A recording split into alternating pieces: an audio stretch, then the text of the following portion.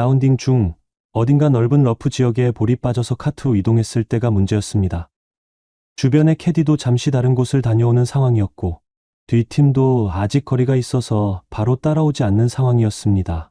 풀숲으로 가려진 공간에 카트를 세우는 순간 그녀가 작정한 듯이 장난스럽게 제 손을 잡아 끌었습니다. 지금 설마 여기서? 저는 긴장하며 물었지만 그녀는 웃음기 어린 눈빛으로 대답했습니다. 아무도 없잖아요. 나 못 참겠어요. 한편으론 이게 말이 되나 싶으면서도 스릴에 대한 호기심이 더 컸습니다. 우리는 서둘러 주변을 살폈고 정말로 당장 누군가 올 것 같지는 않았습니다. 재빨리 움직여 짧지만 강렬한 밀착 순간을 가졌습니다. 굳이 구체적인 몸의 묘사를 하지 않아도 그 위험하고 은밀한 분위기에서 느껴지는 짜릿함이 얼마나 컸을지 상상이 갈 것입니다. 서로 미친 짓을 하는 거 아닐까 하면서도 멈출 수 없었습니다. 그때의 심장 박동은 여행이 끝난 후에도 오랫동안 기억날 정도로 강렬했습니다. 안녕하세요. 오늘의 사연입니다. 저는 40대 중반의 미혼 남성입니다. 결혼을 못한 것이 아니라 결혼을 하고 싶지 않았습니다. 이유는 단순합니다. 저는 자유로운 삶을 원했고 그것을 실현할 수 있었기 때문입니다. 30대 중반에 저는 경제적 자유를 이루었습니다. 부모님의 도움을 약간 받았지만 주로 투자와 사업, 아이디어를 통해 10년도 되지 않은 시간 동안 평생 먹고 살 수 있는 금액을 쌓았습니다. 부동산, 해외 주식, 채권 등 다양한 투자를 하고 있으며 특히 안전자산을 선호하는 편입니다. 지금은 여유로운 삶을 살고 있고 제게 있어 가장 중요한 것은 경제적 안정과 자유로운 생활입니다. 그러다 보니 자연스럽게 골프를 좋아하게 되었습니다. 사실 골프를 시작한 계기는 사업 때문이었죠. 비즈니스 미팅을 위한 필수 스킬로 배웠는데 점점 골프의 매력에 빠져들었고 이제는 제 삶에서 빼놓을 수 없는 취미가 되었습니다.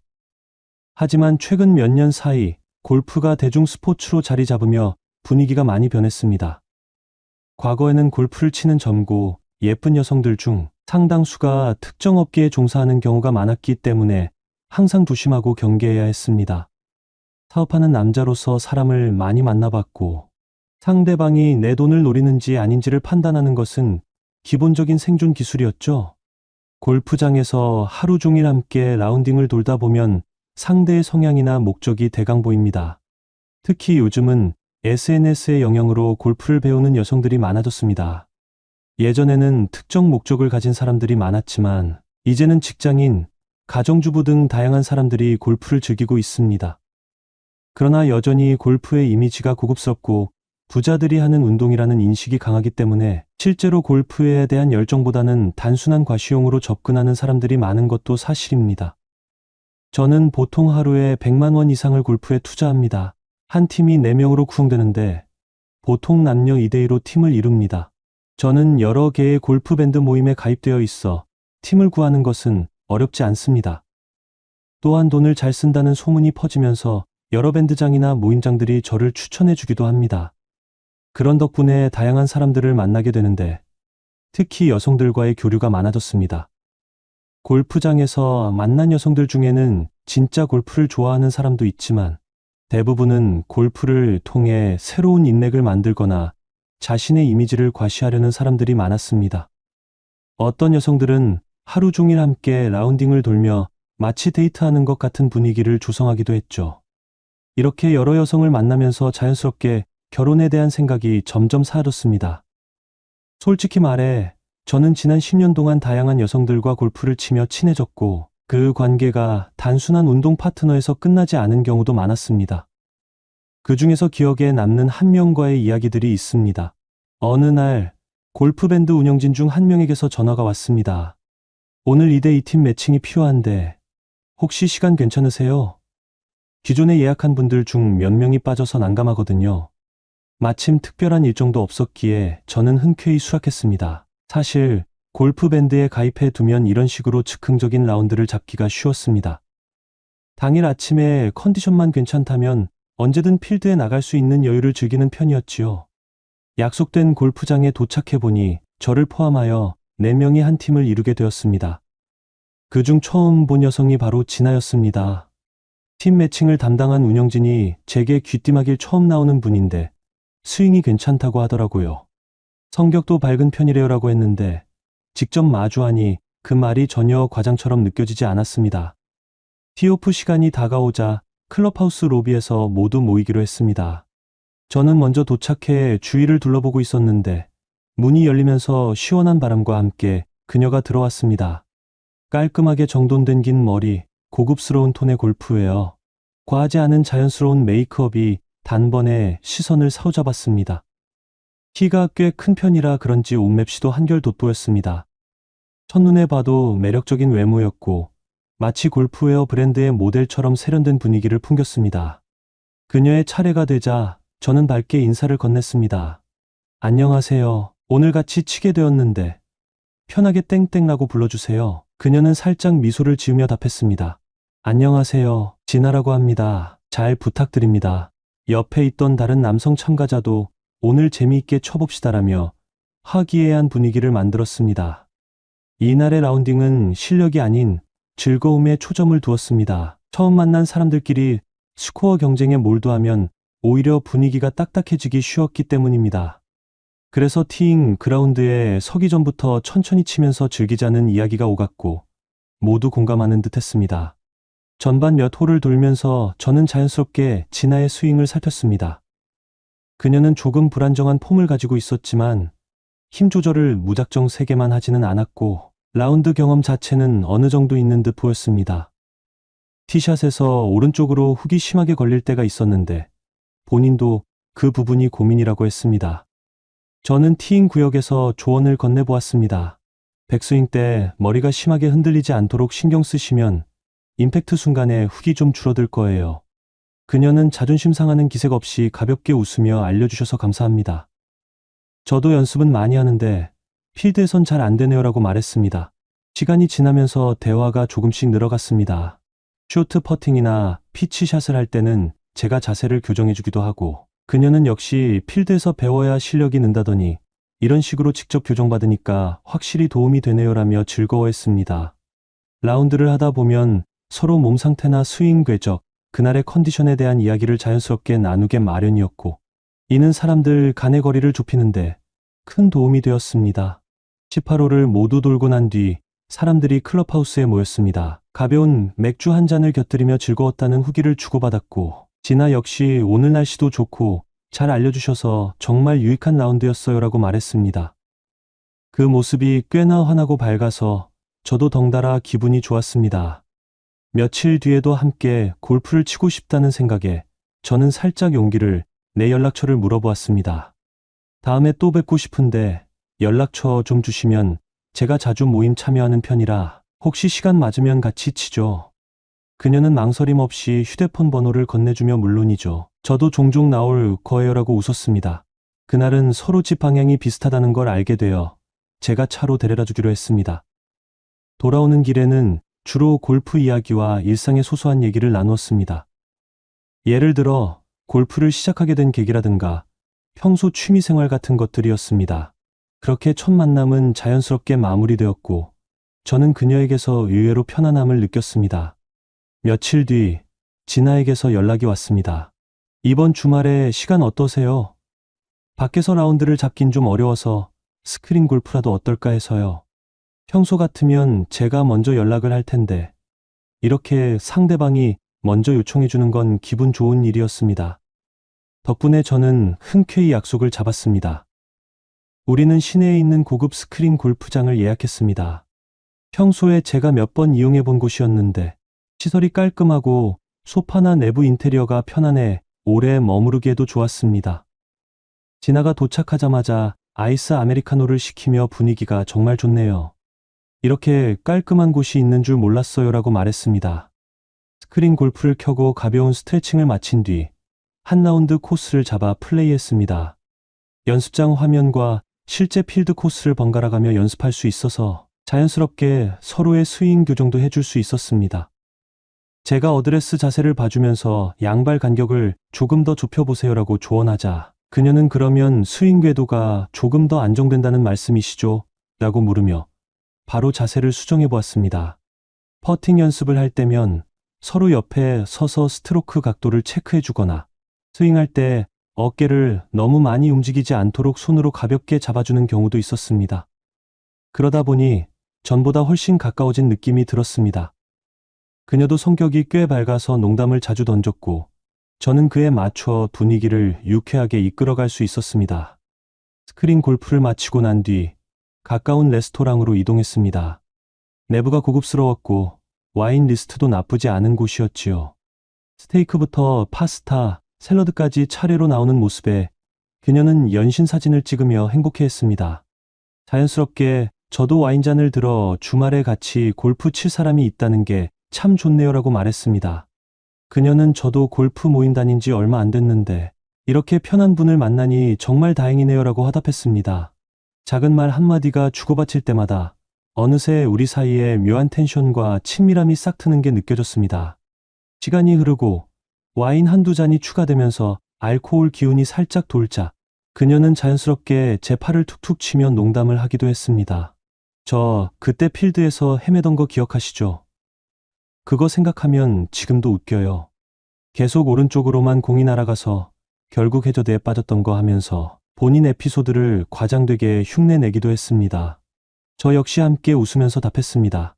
그래도 지금은 훨씬 안정적이잖아요. 조만간 실력이 부쩍 늘 것 같아요. 그러다 불쑥 그녀가 다음에는 필드로 다시 나가볼까요?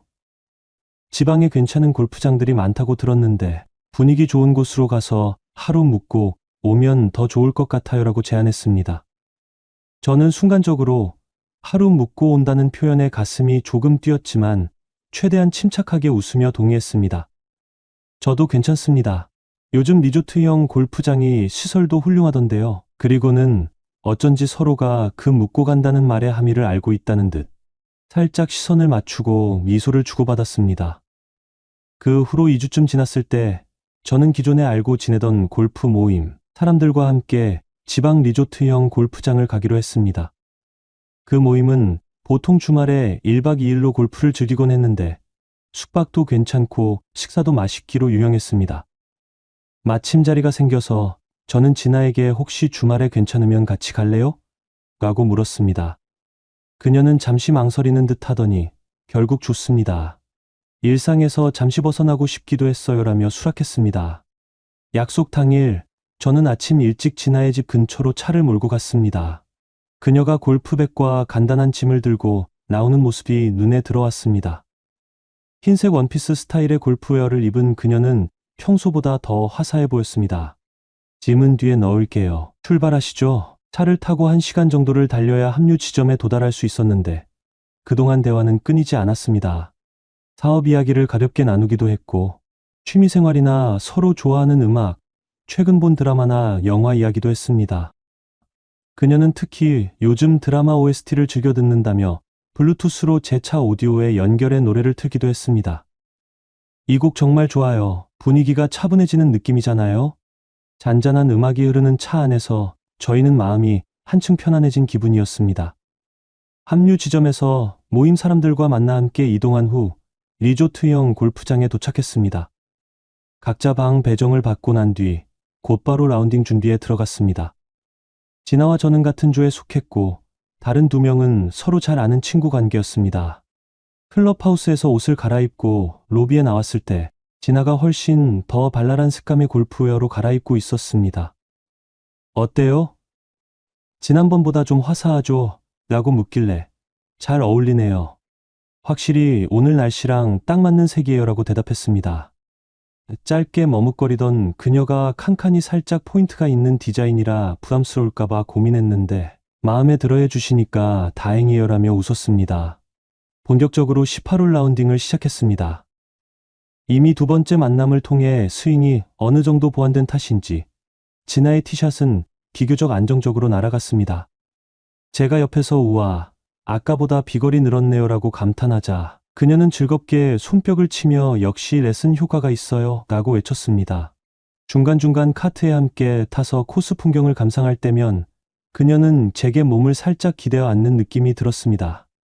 동반자들이 장난스레 2분, 꽤 친해 보이시네요 라고 말하면 저희는 웃으며 골프 인연이죠라고 대답했습니다.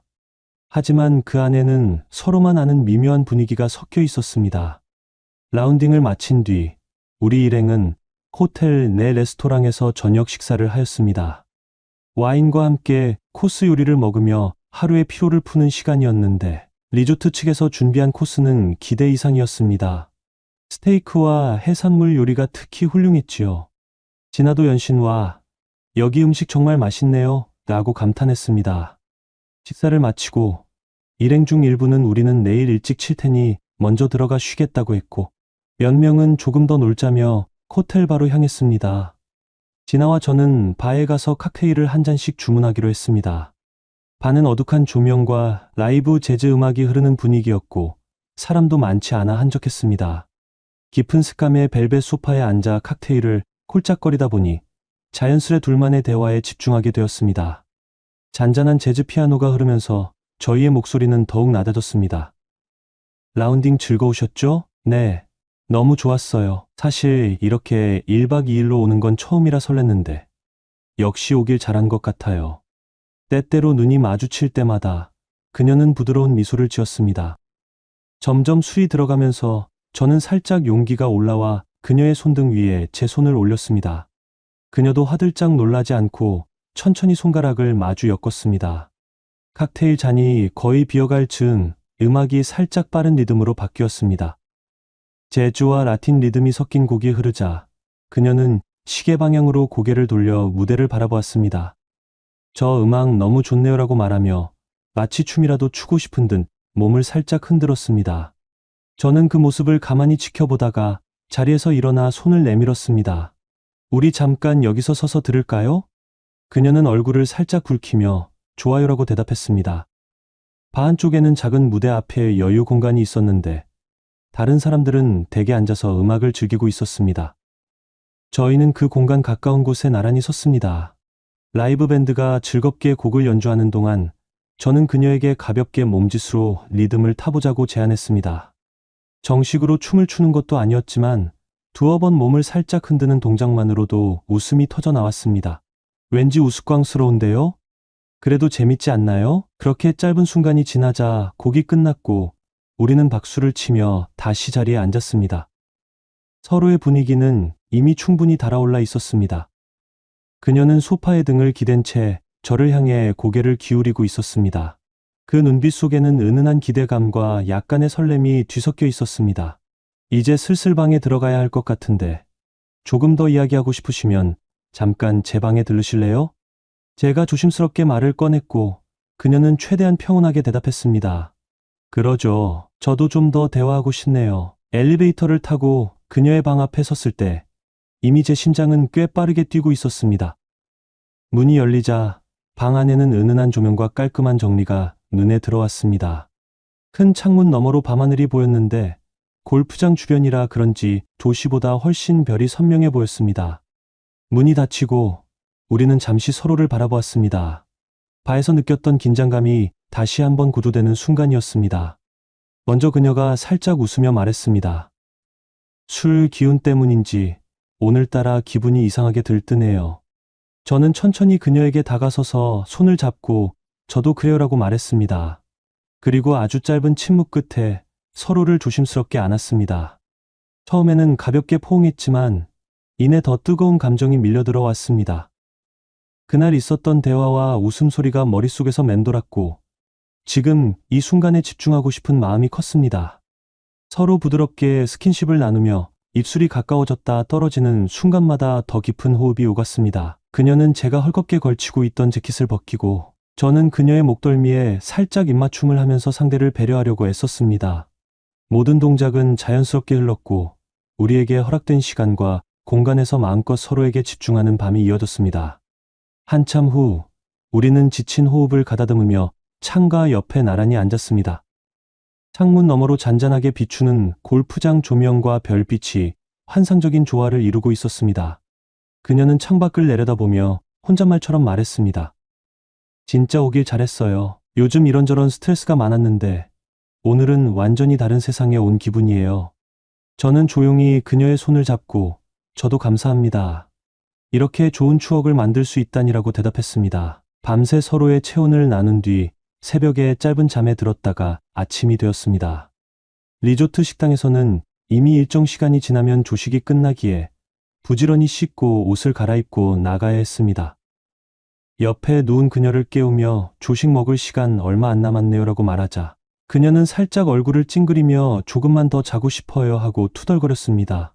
결국 둘 다 허겁지겁 준비하고 식당으로 향했습니다.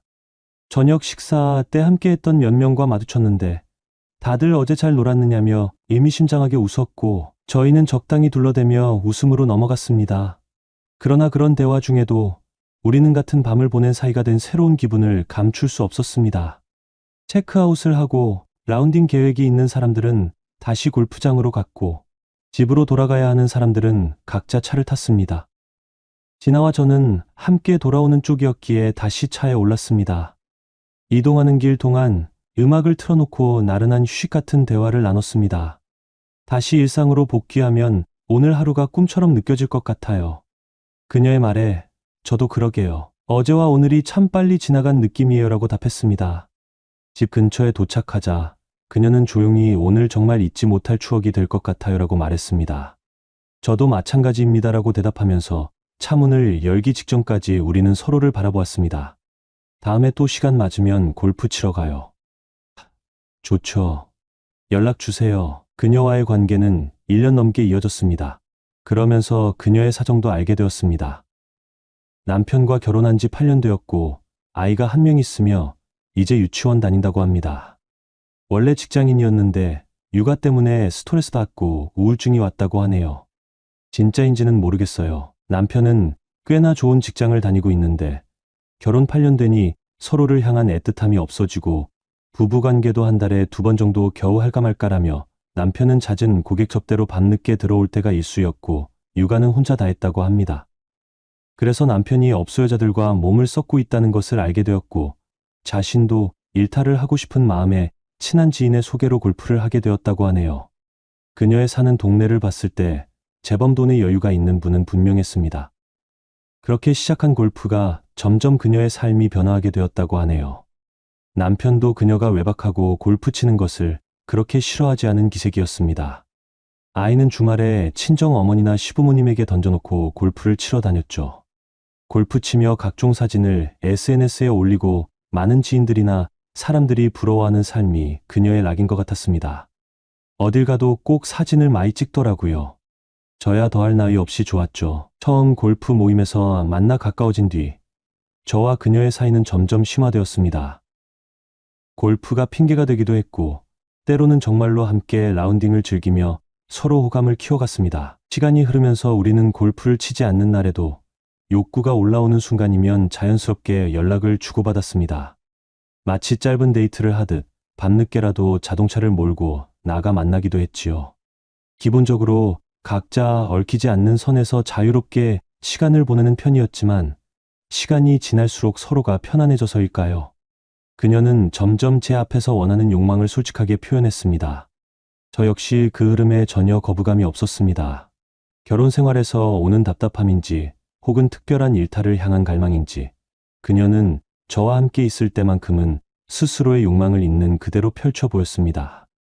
많이들 듣는 이야기이지만 실제로 겪으면 훨씬 더 아슬아슬하고 짜릿합니다. 어느 날 밤 저는 그녀를 태우고 드라이브를 하던 중이었습니다. 대화를 하다 보니 어느새 서로에게 끌려 달아오르는 것을 느꼈고 자연스레 시선이 오가더니 그녀가 조심스럽게 손을 제 허벅지에 올렸습니다. 지금 운전 중이라 위험하니까 조금만 참아줘요. 제가 장난스레 농담을 던졌지만 그녀는 그저 웃으며 고개를 끄덕였을 뿐 손길을 거두지는 않았습니다. 신호에 걸려 잠시 멈췄을 때 그녀가 저를 바라보는 눈빛은 이미 상당히 달아올라 있었습니다. 끝내 그녀는 저의 바지 지퍼를 풀었고 허리를 저쪽으로 숙여 입술을 갖다 댔습니다. 저는 심장이 빠르게 뛰었고 신호 대기 기간 동안 짜릿한 쾌감을 느꼈습니다. 차량이 출발하고 나서야 그녀는 멈춰주었죠. 이후 차를 잠시 인적 드문 곳에 세워두고 시트를 뒤로 젖혔습니다. 굳이 구체적인 묘사를 길게 하지 않아도 그 순간의 분위기와 감정이 어떠했는지 짐작하실 겁니다. 환한 가로등 아래 차 안에서 혹시라도 누군가 지날까 조마조마하지만 그 긴장감이 오히려 더 흥분을 부추겼습니다. 서로를 만족시킨 뒤 한동안 뜨겁게 숨을 고르며 창문 밖을 내다보았습니다. 이러다가 둘 다 큰일 나는 거 아니야? 하면서도 이미 다시 한번 이 상황을 꿈꿀 정도로 묘한 쾌감이 남았습니다. 한편 저에게는 기본적으로 상대의 집에는 잘 들어가지 않는다는 원칙 같은 게 있었습니다. 그것도 특히 결혼한 상대방의 집이라면 더더욱 그랬습니다. 남편의 흔적과 가족의 생활이 그대로 녹아있는 공간에서 만나는 것이 꺼림칙했고, 설령 저희 관계가 서로 원하는 것이라 해도 그 공간만큼은 넘어서고 싶지 않은 선이라고 생각했기 때문입니다. 그런데 어느 날 그녀가 갑작스레 자신이 사는 집으로 꼭 초대하고 싶다고 말했습니다. 처음에는 괜히 위험하지 않겠냐고 말렸지만 그녀는 집이 지금 아무도 없고 지금은 당신이 꼭 필요하다며 고집을 꺾지 않았습니다. 저는 여러 차례 확답을 미루다가 결국 그녀의 집요한 부탁에 마지못해 수락했습니다. 그날 그녀가 알려준 주소를 찾아가니 평범한 아파트 단지였습니다. 30평대 중반의 3베이9라고 했는데 한 블록에 여러 동이 늘어서 있는 전형적인 신도시 풍경이었습니다. 현관으로 들어서자 그녀가 이미 문 앞에서 기다리고 있었습니다. 왔어요? 그녀는 반가워하면서도 긴장한 듯한 표정이 역력했습니다. 집 안에는 나름 깔끔하게 정돈된 가구들이 있었고 가족 사진이 곳곳에 눈에 띄었습니다. 결혼식 사진, 아이의 돌사진 눈길이 머무를 때마다 왠지 모르게 미묘한 기분이 들었습니다. 약간 머뭇거리며 거실로 들어섰을 때 그녀는 먼저 저에게 다가왔고 놀랄 만큼 격렬하게 키스를 해왔습니다. 저는 순간 당황했지만 이내 그녀의 감정을 받아들여 그대로 화답했습니다. 그녀의 힘이 몸 전체에서 느껴질 정도였고 순간적으로 이렇게까지 하는 이유가 뭘까 싶을 정도로 거칠고 강렬했습니다. 옷자락이 하나둘 바닥에 떨어지는 동안 거실, 소파 앞을 지나칠 때 보이는 남편과 아이 사진은 저를 더욱 복잡하게 만들었습니다. 여기서까지 이런 걸 해야 하나 하는 생각과 이미 불붙은 욕망이 충돌했습니다. 하지만 그녀는 이내 소파로 저를 이끌었고 마치 저항할 틈도 주지 않은 채 몸을 격정적으로 밀착했습니다. 사실 저는 왠지 찝찝하긴 했습니다. 변태가 아닌 이상 남편 사진 앞에서 그럴 짓을 할 특별한 취향은 깊지 않아요. 근데 그녀는 일부러 그러던 소파에서 하자는 뜻을 온몸으로 표현하였죠. 저는 소파에 앉아 있었고 그녀는 때로는 저의 다리 위에서, 때로는 무릎을 바닥에 꿇고 저의 다리 사이를, 때로는 자신이 소파에 기대어 소파 베드를 잡고 설명할 수 없는 장면들이 연출되었습니다. 그러다 저는 그녀를 앉은 채 그녀의 안방으로 향했습니다. 도저히 남편 사진 앞에서는 저는 흥이 나지 않더군요. 안방 침대에 도착하자 저도 한층 수월한 분위기로 그녀에게 집중할 수 있었습니다. 몸이 달아올라 과격하게 부딪혔던 것일과 달리 이곳에서는 한결 부드럽고 오래된 연인의 대화처럼 감정에 묻혀들었습니다. 한참 동안 서로에게 만족을 선사한 뒤 옆에 나란히 누워있으니 그녀가 조용히 속마음을 털어놓았습니다. 결국은 시어머니의 압박이 문제의 화두였습니다. 아이를 더 낳아야 한다거나 애가 하나인 게 문제라는 말씀을 끊임없이 하셨습니다. 남편이 중간에서 막아주면 좋겠지만 전혀 그러지 않았습니다. 오히려 어머님의 말씀이라면 꼼짝도 하지 못하는 모습이었습니다. 남편의 무관심도 문제였습니다. 남편은 잠자리를 거의 피했고 그로 인해 시어머님께서는 모든 책임을 그녀에게 돌리셨습니다. 사실 남편이 그녀에게 전혀 관심이 없었음에도 불구하고 시어머님께서는 무조건 그녀의 탓으로만 여기셨습니다. 이런 날들이 반복될수록 그녀는 점점 지쳐갔습니다. 그녀는 억울함과 분노가 뒤섞인 감정으로 한참을 토로했습니다. 제가 특별한 조언을 해줄 수 있는 상황은 아니었지만 적어도 몸과 마음이 지친 그녀에게 잠시라도 이안이 되어 주고 싶은 생각이 들었습니다. 그렇게 저는 조용히 그녀를 안아주었고 그녀도 눈을 감고 제 품에 안긴 채 숨을 고르다 다시 입맞춤을 해왔습니다. 일정 시간이 지난 뒤 아이가 유치원에서 돌아오기 전 얼른 나가야 한다며 일어나 옷을 주섬주섬 챙겼습니다. 하지만 떠날 때의 기분은 그리 유쾌하지 않았습니다. 저로서는 그녀의 가정사에 지나치게 깊게 엮이고 싶지 않았고 무엇보다 남편과 아이의 생활 공간에서 이런 식으로 만나는 것은 제 스스로도 불편했습니다. 결국 다음 날 저는 그녀에게 다시는 그 집에서 만나고 싶지 않다고 정중히 이야기했습니다. 그녀도 굳이 붙잡지는 않았고 다만 제게 조금 미안해하는 기색이었습니다. 이후로 저는 그녀와 잠시 거리를 두었습니다. 상대가 매력적인 여성임에는 분명했지만 자칫 선을 넘으면 돌이킬 수 없는 방향으로 흘러갈 수 있겠다는 위험 신호가 들었습니다. 자유롭게 만나고 헤어지는 관계였지만 상대가 가정 문제로 힘들어하는 것을 보며 의도치 않게 엮이는 상황이 생길까 봐 조심스러웠습니다.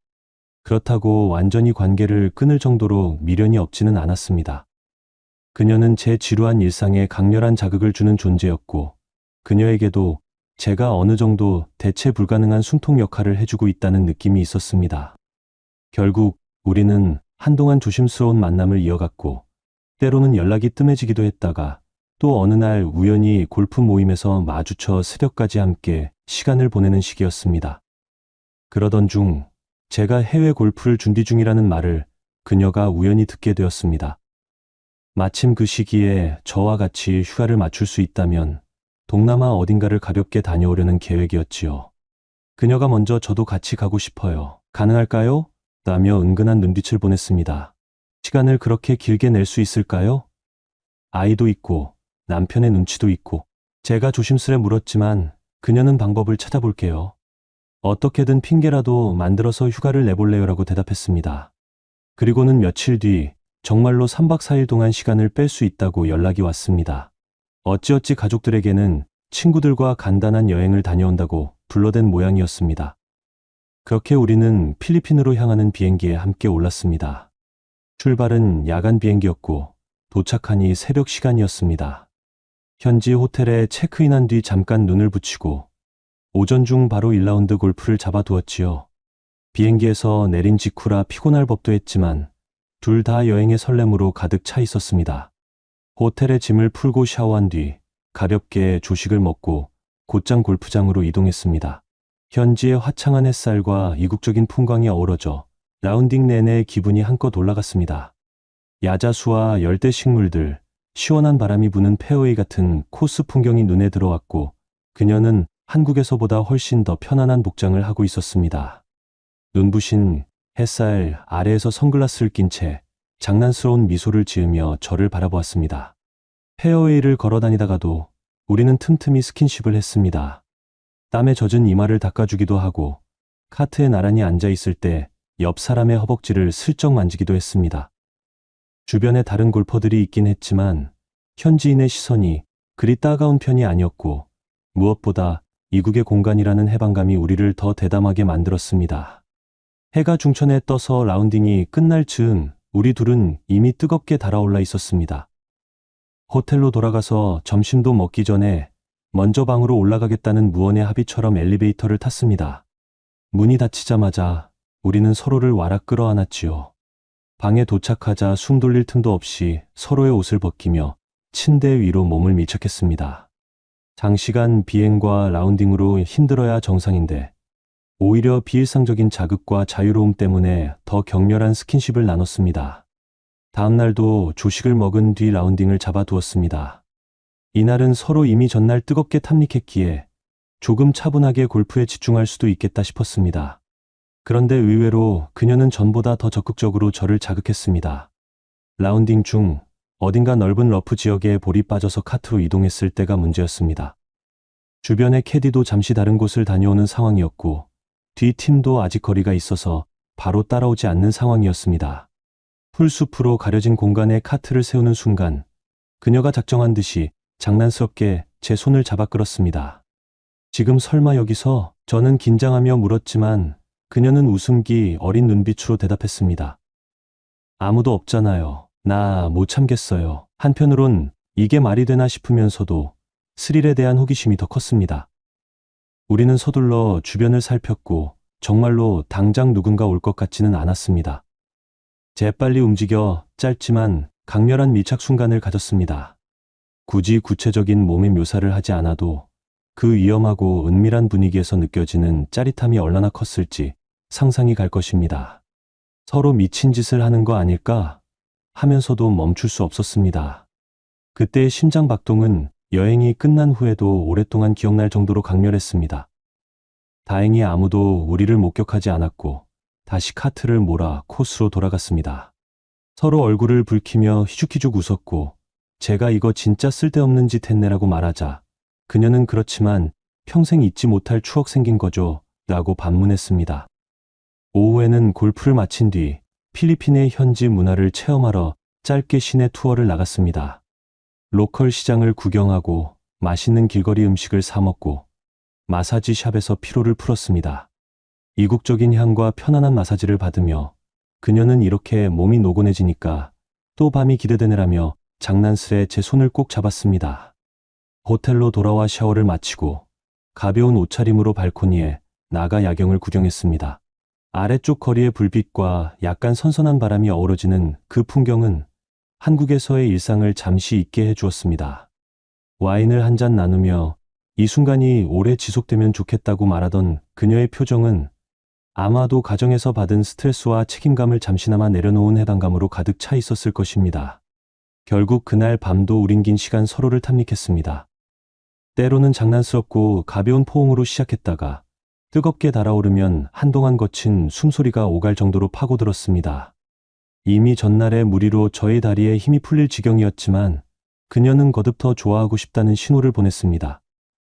한편으로는 얼마나 결혼 생활에서 외로웠으면 이럴까 싶으면서도 저 역시 그녀의 적극성에 쉽게 빠져들고 있었습니다.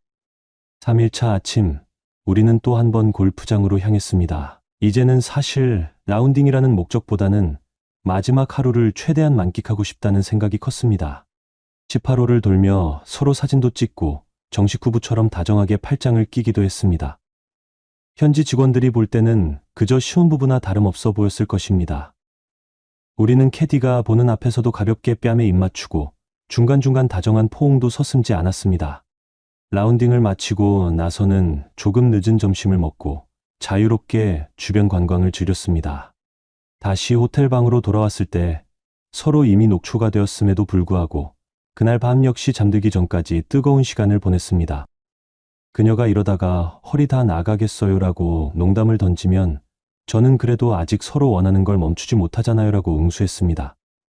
마지막 새벽, 우리는 현지 공항에서 귀국 비행기에 올랐습니다.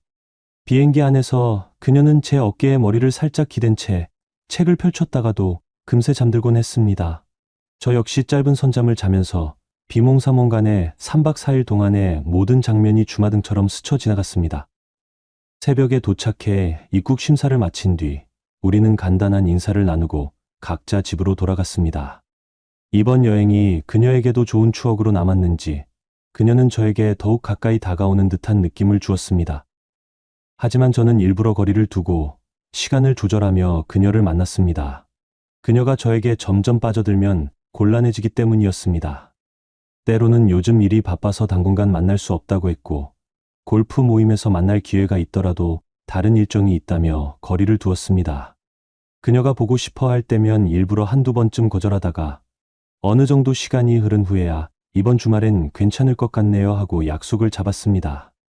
이런 방식이 잔인하다고 볼 수도 있지만 제 나름의 자기 방어 기제였습니다. 그녀도 처음에는 서운해하는 기색을 보였으나 이내 어느 정도 수긍하는 듯 보였습니다. 저 역시 이 관계를 마냥 지속하기에는 무리가 있다는 걸 알았기에 적당히 느슨한 만남이 저희에게는 최선의 형태라고 생각했습니다. 솔직히 저를 비난하는 사람도 있을 수 있겠지만 사실 이런 여성은 제가 만나지 않더라도 다른 남자를 만났을 것입니다. 그녀가 저를 보고 싶다고 말해도 저는 일이 바쁘다는 핑계를 대며 여러 번 거절하였고 어느 정도 그녀의 열정이 식어갈 즈음 다시 만나 골프도 치고 함께 시간을 보냈습니다. 이 여성이 아내로는 어떨지 모르겠지만 연인으로는 충분히 좋은 사람이었습니다. 그래서 저는 그녀에게 선물도 아끼지 않았습니다. 예를 들면 그녀가 한 번은 저에게 조심스럽게 말했습니다. 저번에 백화점에서 봤던 가방이 너무 예쁘더라고요. 그녀의 말투에서 은근한 기대감이 느껴졌습니다. 저는 그 말을 듣고 아무렇지 않은 듯 넘어갔지만 며칠 후 그녀와 함께 있을 때 자연스럽게 그 가방을 사주었습니다. 그녀는 예상치 못한 선물에 놀라면서도 기뻐했고 그 모습이 꽤 만족스러웠습니다. 또 다른 예로는 우리가 골프 여행을 다녀온 후였습니다. 그녀가 운동을 하면서 편하게 입을 옷이 필요하다고 했고 저는 그녀가 좋아하는 브랜드의 골프웨어를 선물해 주었습니다. 새 옷을 입고 거울 앞에서 기뻐하는 그녀를 보며 저도 나름대로의 보람을 느꼈습니다. 가끔은 명품 신발이나 고급 액세서리도 선물했습니다. 그녀가 한 번은 제게 이 목걸이 너무 예쁘지 않아? 라며 사진을 보여준 적이 있었습니다. 저는 가만히 듣고 있다가 얼마 후 그녀와 만날 때 그 목걸이를 선물로 건넸습니다. 그녀는 감동한 표정으로 저를 바라보며 정말 생각지도 못했어요. 라고 했고 그 순간 저도 흐뭇한 기분이 들었습니다. 이렇듯 그녀가 직접적으로 요구하지 않더라도 제가 먼저 센스 있게 챙겨주면서 관계를 유지했습니다. 그녀가 저를 즐겁게 해주었으니 저도 그에 대한 보상을 해주는 것이 당연하다고 생각했습니다. 그녀 역시 선물을 받을 때마다 화색을 띠며 좋아했고 때로는 저에게 더욱 적극적으로 다가오기도 했습니다. 하지만 정작 저는 그녀가 지나치게 저에게 빠져드는 상황을 경계하고 있었습니다. 그 이유는 간단했습니다. 저는 원래부터 결혼할 마음도 한 여자를 끝까지 책임질 마음도 없었고 일상의 평온을 해칠 만한 큰 사건에 휘말리고 싶지 않았으니까요. 설령 그녀가 가정이 있는 여자라 하더라도 저와의 관계를 속박처럼 느끼기 시작하면 저야말로 곤란해지는 입장이었습니다. 그럼에도 불구하고 두 사람이 함께할 때는 여전히 뜨거운 시간을 보냈습니다. 가끔은 짧은 라운딩이나 스크린 골프를 잡아 골프라는 공통 관심사를 즐기고 그 후에 곧바로 호텔이나 드라이브로 이동하여 또 다른 놀이를 즐기는 시기였습니다. 한편 그녀에게도 의외의 모습이 있었습니다. 평소에는 깔끔하고 반듯한 이미지를 지닌 사람이지만 함께 있을 때는 때론 매우 모험심 넘치는 행동을 했습니다. 예를 들면 라운딩을 마치고 나면 아드레날린이 잔뜩 올라서인지 골프장 계단실이나 거의 쓰지 않는 창고 앞에서 우리 잠깐만 하며 저를 끌고 가기도 했습니다. 공공장소에서 실제 관계를 갖는 것까지는 아니어도 스킨십을 넘어선 강렬한 자극을 시도하는 편이었습니다. 예를 들어 벽에 살짝 기대어 저의 아래를 만족시켜 주거나 저의 귀에 은밀한 속삭임을 건네며 옷깃 사이로 손을 집어넣는다든가 한마디로 조금은 위험한 시도를 즐겼습니다. 또 지방에 내려가 골프를 마치고 돌아오는 고속도로에서 그녀는 가끔 잠깐 갓길에 차 세울 수 있어요? 라고 말했습니다.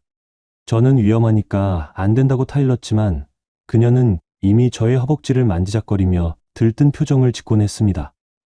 그리고 종종 사람 눈을 피할 수 있는 어두운 구간이나 산길로 빠져나가면 지퍼를 내리고 입술을 가져다 대거나 제 위로 올라타려는 시도를 하곤 했습니다. 운전석 옆자리에서 혹은 뒷좌석으로 옮겨선 어느새 서로에게 열중하는 장면이 벌어지기도 했습니다. 제 입장에서는 늘 조마조마했지만 그녀의 적극성에 쉽게 빠져들곤 했습니다. 그렇게 우리는 가벼운 스릴과 일탈감을 함께 공유했습니다. 그녀는 특별한 파트너로서 더할 나위 없는 매력을 갖고 있었습니다. 우리의 활기 넘치는 만남은 약 반년 정도 더 이어졌습니다. 서로가 질리지 않을 정도의 텀을 두면서 적당한 거리감을 유지했기에 의외로 큰 충돌 없이 유지될 수 있었습니다. 그녀도 가정 문제를 제게 끌어들이지 않았고 저도 제 생활 리듬을 크게 해치지 않는 선에서 그녀를 만났습니다. 선물을 건네고 스릴 있는 상황을 즐기고 때론 여행을 짧게 다녀오며 골프라는 취미를 매개로 열정을 나누었습니다. 그런데 어느 날 그녀에게서 다소 충격적인 소식이 전해졌습니다.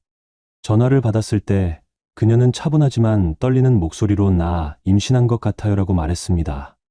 진짜 확실해요? 응. 병원에서 확인했어요. 그러면 아버지는? 그러나 저는 확실히 알고 있었습니다. 그 아이가 내 아이일 리 없다는 사실을. 왜냐하면 저는 몇 년 전에 이미 정관 수술을 받았기 때문이었습니다. 결혼 계획이 전혀 없었고 누구와의 사이에서도 자녀를 가질 생각을 하지 않았기 때문입니다. 수술도 꽤 오랜 시간 전에 했고 정상적으로 수술이 잘 되었는지 수시로 확인했던 터라 확률상 거의 불가능하다고 봐도 무방했습니다. 통화를 이어가던 중 그녀는 제게 그 아이가 혹시 당신 아이냐고 묻는 듯한 뉘앙스를 풍겼습니다. 솔직히 말하면 저와의 관계를 고려할 때 그럴 가능성도 완전히 배제할 수 없다고 생각했던 모양입니다.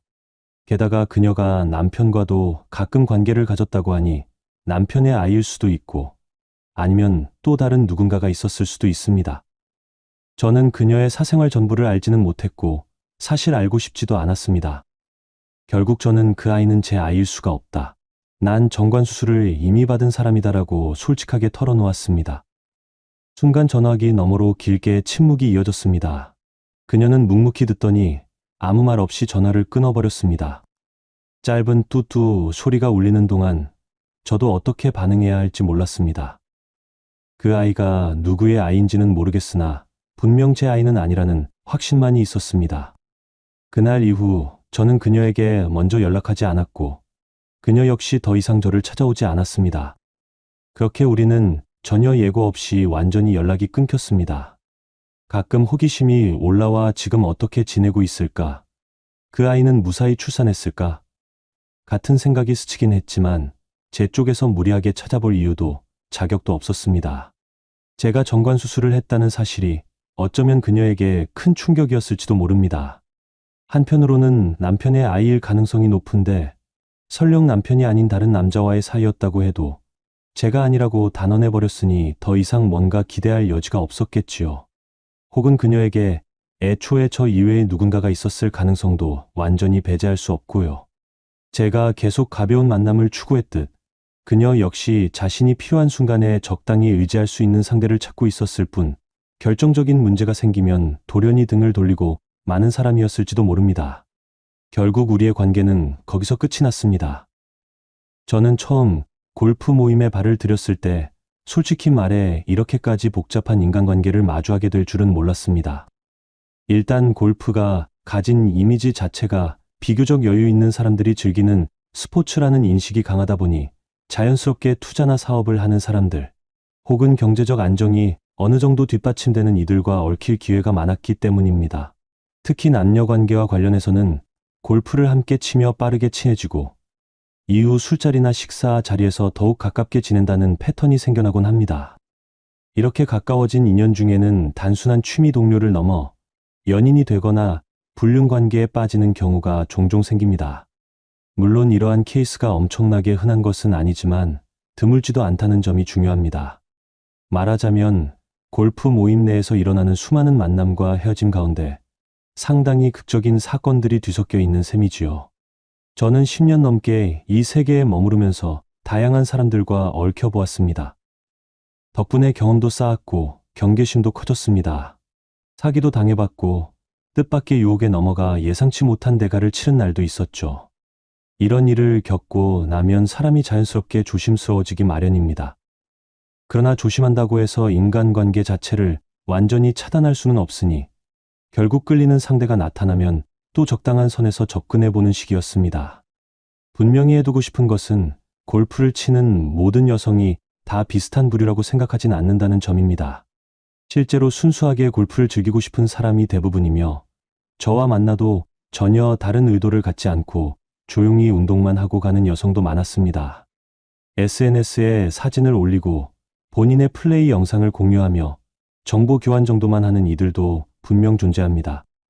그럼에도 제가 10년 동안 30명 이상의 여성들과 특수한 관계를 가져본 입장에서 말하자면 골프라는 매개체를 적극적으로 활용하는 여성이 생각보다 많다는 것도 사실입니다.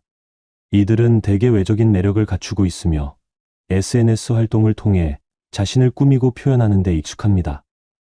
특히 30대 초중반의 직장이 명확치 않거나 혹은 경제적 여유가 딱히 없어 보이는데도 고가의 골프 용품과 라운딩 비용을 쉽게 해결하는 경우라면 한 번쯤 의문을 가질 만합니다. 골프는 여전히 대중화되었다고는 하지만 그 비용이 결코 만만하지는 않습니다. 골프장 그린피, 카트 비용, 캐디피, 이동 비용, 식사와 뒤풀이까지 합치면 한 번 라운딩을 돌 때마다 드는 경비가 적지 않습니다. 게다가 클럽, 골프웨어, 각종 용품 구매 비용도 상당합니다. 이럴 때 남성들이 한 팀에서 여성의 비용을 대신 부담하는 경우가 심심찮게 발생합니다. 처음 만나는 사이에도 여성이 외모나 성격으로 호감을 느끼게 하면 남성 쪽에서 자연스럽게 비용을 쓱 내주곤 합니다. 물론 공짜로 모든 걸 해결해주는 대신 남성 쪽에서는 무언가 대가를 기대하는 게 인지상정입니다. 이는 꼭 노골적인 성적 관계가 아닐 수도 있으나 적어도 감정적 혹은 인간관계적 친밀함을 바탕으로 하는 뭔가를 바랄 때가 많습니다. 이런 구조가 반복되면 의도적으로 골프 모임을 통해 남자를 만난다는 여성도 생깁니다. 처음엔 순수하게 즐기는 것 같아 보여도 시간이 지나면 더 편하게, 더 많은 지원을 받고 싶다는 욕망이 생기기 마련이니까요. 저도 이러한 상황을 여러 차례 경험했습니다. 어떤 경우에는 남녀가 서로의 욕망을 인정하고 상부상조하기도 하고, 또 어떤 경우에는 사기나 불륜으로 이어져 큰 문제가 되기도 합니다. 앞서 이야기한 진아라는 여성이 저에게 특별히 깊은 인상을 남긴 이유도 바로 이 골프 모임에서 만나 빠르게 친밀해진 뒤 매우 복잡한 관계로 흘러간 전형적인 예시 때문입니다. 이미 말한 대로 우리는 서로의 매력과 욕망을 알게 되고 해외여행까지 같이 가며 뜨거운 시간을 보냈습니다. 그러나 이후 임신 문제 등이 불거지며 관계가 갑작스레 끝나버렸지요. 물론 진아뿐만 아니라 다른 여성들과의 일화도 적지 않습니다. 이를테면 어떤 여성은 자신이 투자 자문을 해줄 수 있다며 접근해왔고, 저도 골프 모임에서 몇 번 봤다는 이유만으로 방심했던 적이 있습니다. 결국 적지 않은 금액을 뜯기고서야 뒤늦게 상대가 전문적인 골프 모임 사기꾼이었다는 사실을 알았습니다. 또 다른 여성은 나이가 비교적 어린 편이었는데 저는 그냥 동생처럼 대하려 했지만 그녀가 지나친 스킨십으로 접근해 오는 바람에 원치 않는 상황에 놓이기도 했습니다. 결국 그 관계도 길게 가진 못했지만 한때는 저도 혹해 넘어가려 했던 기억이 있습니다. 반대로 정말로 서로가 호감만 가볍게 확인하고 문제없이 헤어진 경우도 있습니다. 아무 얽힘 없이 즐거운 시간을 보내고 그저 잘 지내세요 한마디로 끝난 일이 훨씬 많습니다. 이처럼 골프 모임에서 만나는 여성들이라고 해서 모두가 함께 놀다가 대가를 바라는 부류는 아니지만 분명히 그런 성향의 사람들도 있다는 사실은 제 경험으로 확신합니다. 일반 직장인이 월급 받아 생활하며 골프를 즐기는 것은 요즘 대중화 추세로 어느 정도 가능해졌다고들 말합니다. 스크린 골프나 할인된 라운딩 코스를 잘 활용하면 가성비 좋게 운동할 수 있다고 주장하는 이들도 있지요. 하지만 그것만으로는 한계가 분명히 있습니다. 정기적으로 라운딩을 나가는 것만으로도 상당한 비용이 들었습니다. 한 달에 두세 번만 나가더라도 결코 만만치 않은 금액이 필요했습니다. 골프 장비와 의류에도 꾸준한 투자와 관리가 필요했습니다. 골프 클럽 세트를 업그레이드하거나 정기적으로 점검하는데 드는 비용뿐만 아니라 패션을 중시한다면 골프웨어 구입비도 무시할 수 없는 수준이었습니다. 또한 SNS에 업로드되는 사진들도 생각해 볼 만했습니다. 매번 고급 골프장이나 럭셔리 레스토랑에서 찍은 사진을 자랑하는 이들이 있었다면 그 비용은 과연 누가 부담했을까요? 이런 점들을 고려할 때 갑자기 30대 초중반 무직 또는 수입이 불분명 상태의 여성이 SNS를 통해 골프 사치 라이프를 과시한다면 도대체 어떻게 저걸 유지하지? 하는 의문이 드는 게 자연스럽습니다. 물론 본인에게 원래 재력이 있거나 가족이 뒷받침해주는 경우도 있겠습니다. 그러나 제가 본 사례 중 상당수는 모임에서 만난 남성들이 나름의 대가를 기대하며 비용을 댄 케이스였습니다. 이 부분은 어쩌면 당연한 이치일지 모릅니다. 공짜로 골프 비용을 대신 내주는 남성들이 있다면 그들은 보통 다음과 같은 목적을 가집니다. 로맨스 혹은 성적 교류를 바라는 경우입니다. 내가 이만큼 베풀었으니 우리 관계도 그만큼 가까워지길 원한다는 심리가 작용합니다. 투자나 사업 관련해 상대방을 통해 새로운 네트워크를 얻고 싶어 하는 이들도 있습니다. 예컨대 당신이 소개해줄 사람들을 만나고 싶다는 식이지요. 그냥 부유함을 과시하고 그 대가로 주변의 존경 혹은 인기를 받고자 할 때도 있습니다. 골프장 가서 한 턴 싹 결제하고 나면 나를 우러러보겠지 하는 사고방식이죠. 그리고 대개 이런 상황에서 여성 쪽에서도 적당한 보답을 해주는 식으로 맞춰주곤 합니다. 때론 친밀한 행동, 애교, 스킨십, 혹은 더 나아가 연인 이상의 관계를 맺는 식으로 말입니다. 저 역시 그런 식으로 엮여본 적이 많고 때론 그 관계가 즐겁다가도 종종 골치 아픈 결과로 이어진 적이 있습니다. 결론적으로 제가 10년간 여러 여성들을 만나며 겪은 일들은 결코 골프 치는 모든 여성을 향한 비난이나 일반화가 아닙니다. 그저 골프 모임이라는 공간에서 돈과 시간이 비교적 많은 남성들, 그리고 그런 남성을 만나고 싶어하는 여성들이 자연스럽게 공존하다 보니 특정한 사건들이 자주 발생했다는 겁니다. 사람에 따라선 이런 이야기를 편견이라거나 매우 개인적인 시각이라고 볼 수도 있습니다. 하지만 적어도 제가 경험하고 목격한 골프판의 풍경은 어느 정도 이런 구조를 지니고 있었습니다. 얽히기 싫으면 미리 선을 그어야 하고 혹시 유혹에 넘어간다면 철저히 대비해야 합니다. 그렇다고 해서 골프 모임이 전부 음지화되어 있거나 온통 문제가 가득한 곳이라고 말하고 싶지는 않습니다.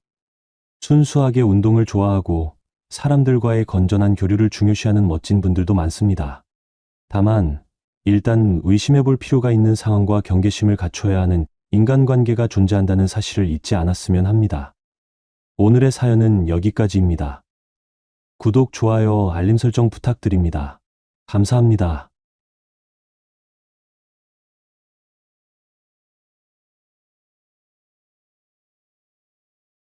안녕하세요. 여러분에게 제 이야기를 나누고자 합니다. 몇 년 전 제가 겪었던 일이 있습니다. 그때는 크게 주목받지 않았지만 올해 비슷한 일이 언론을 통해 보도되며 전 국민의 관심을 끌게 되었습니다. 이 기회를 통해 저의 경험도 나누고 그 사건에 대해 이야기하고자 합니다. 이름은 모두 가명을 사용하여 이야기를 풀어가겠습니다. 제가 겪었던 일은 당시에는 많은 이들이 주목하지 않았지만 저에게는 매우 큰 충격이었습니다. 그러나 최근 비슷한 사건이 언론을 통해 크게 보도되면서 제 기억도 다시 떠오르게 되었습니다. 제 이야기는 지금으로부터 5년 전으로 거슬러 올라갑니다. 그해 저는 32살이었고 아내는 29살이었습니다. 우리는 결혼한 지 3년 차였죠. 친구의 소개로 만나 1년간의 연애 끝에 결혼했고 서로를 진심으로 사랑하며 행복한 결혼 생활을 하고 있었습니다. 저는 건설회사에서 관리자로 일하고 있었고 아내는 어린이집 교사로 일하고 있었죠. 하지만 결혼 후 아내는 2번의 유산을 겪으며 몸과 마음이 매우 지쳐갔습니다.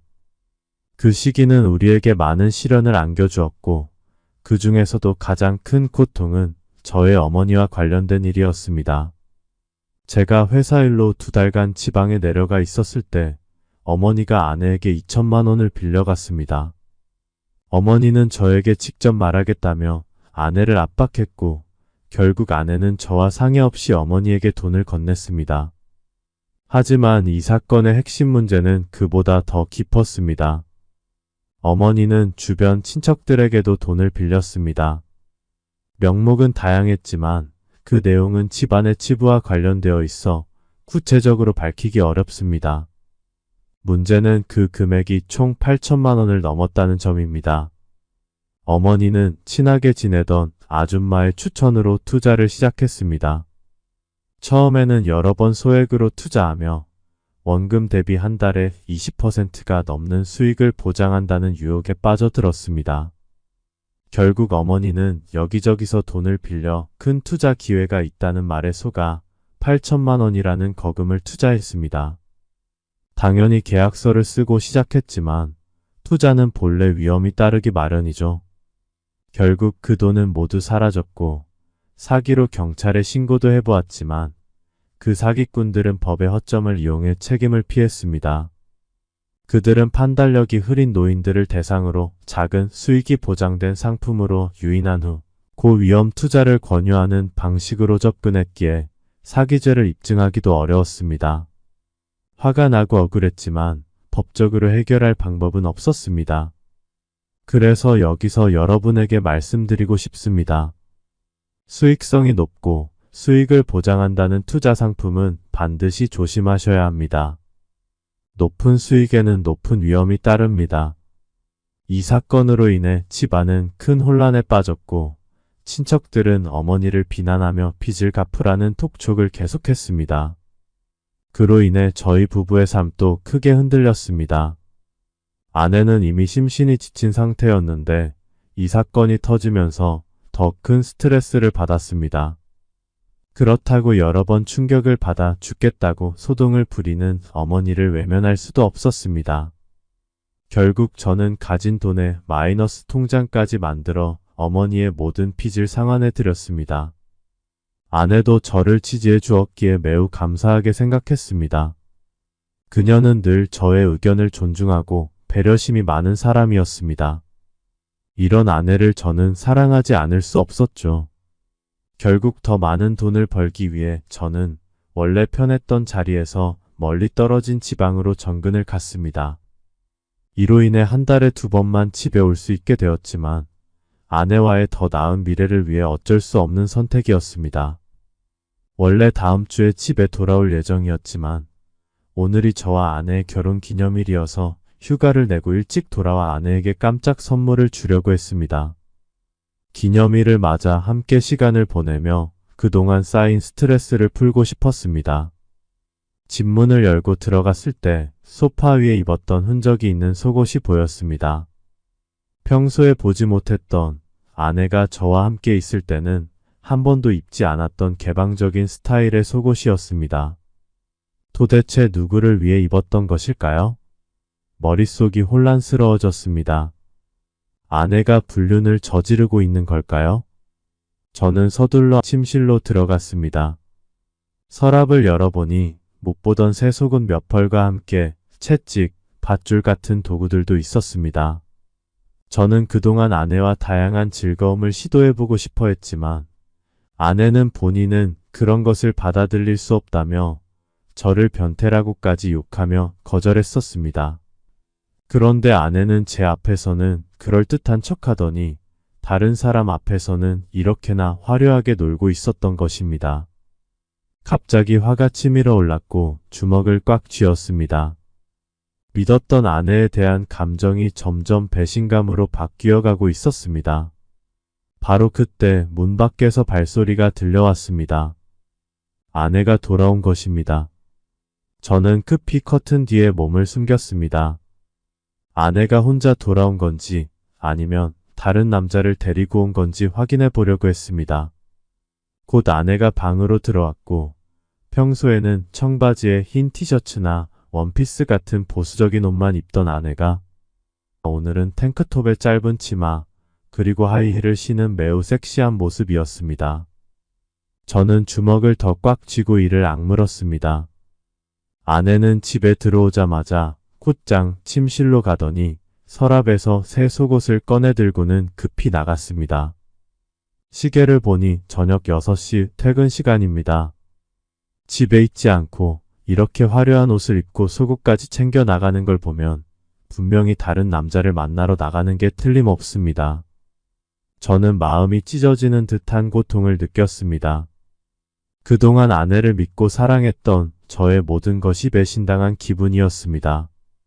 하지만 감정에 휩싸인 채로 끝내고 싶지 않았습니다. 진실을 알아야 했습니다. 그래서 조용히 아내의 뒤를 쫓기로 했습니다. 아내가 누구를 만나러 가는지 그 진실을 밝혀내야만 했습니다. 아내는 집 밖으로 나가 택시를 불렀고 저는 서둘러 차를 몰고 그녀를 따라갔습니다. 한참을 따라가니 아내가 도착한 곳은 한 호텔이었습니다. 호텔 입구에서 아내가 택시에서 내리자마자 곧바로 호텔로 들어가 엘리베이터를 타고 올라가는 모습을 보았습니다. 불안감과 배신감이 제 가슴을 짓누르고 있었습니다. 저는 호텔 카운터로 달려가 직원에게 말했습니다. 방금 들어간 여자가 제 아내입니다. 어디로 갔는지 알려주실 수 있나요? 카운터 직원은 당황한 표정으로 답했습니다. 죄송합니다, 손님. 저희는 손님의 개인 정보를 제공할 수 없습니다. 저는 애원했습니다. 제발 부탁드립니다. 무슨 일이 있는지 확인해야 합니다. 제 아내가 다른 남자를 만나러 온 것 같습니다. 도와주세요. 하지만 직원은 단호했습니다. 정말 죄송하지만 규정상 그럴 수 없습니다. 시간이 지날수록 초조함이 커졌고 제 마음은 불안과 분노로 뒤엉켰습니다. 혹시 아내가 다른 남자와 무슨 일을 벌이고 있을까봐 걱정이 되었습니다. 더 이상 기다릴 수 없었던 저는 카운터 직원들이 다른 손님을 응대하는 사이에 계단으로 뛰쳐 올라갔습니다. 손님, 그러시면 안 됩니다. 보안, 빨리 보안 불러서 저 사람 잡아요. 카운터 직원의 외침이 뒤에서 들렸지만 이미 계단을 오르기 시작한 저를 멈추게 할 수는 없었습니다. 2층에 도착하자마자 저는 폭도에서 아내의 이름을 불렀습니다. 민정아, 민정아. 그 목소리가 메아리 쳤지만 아내의 반응은 없었습니다. 그때 2명의 보안 요원이 저를 쫓아와 폭도에 도착했습니다. 손님 멈춰주세요. 여기는 출입 금지 구역입니다.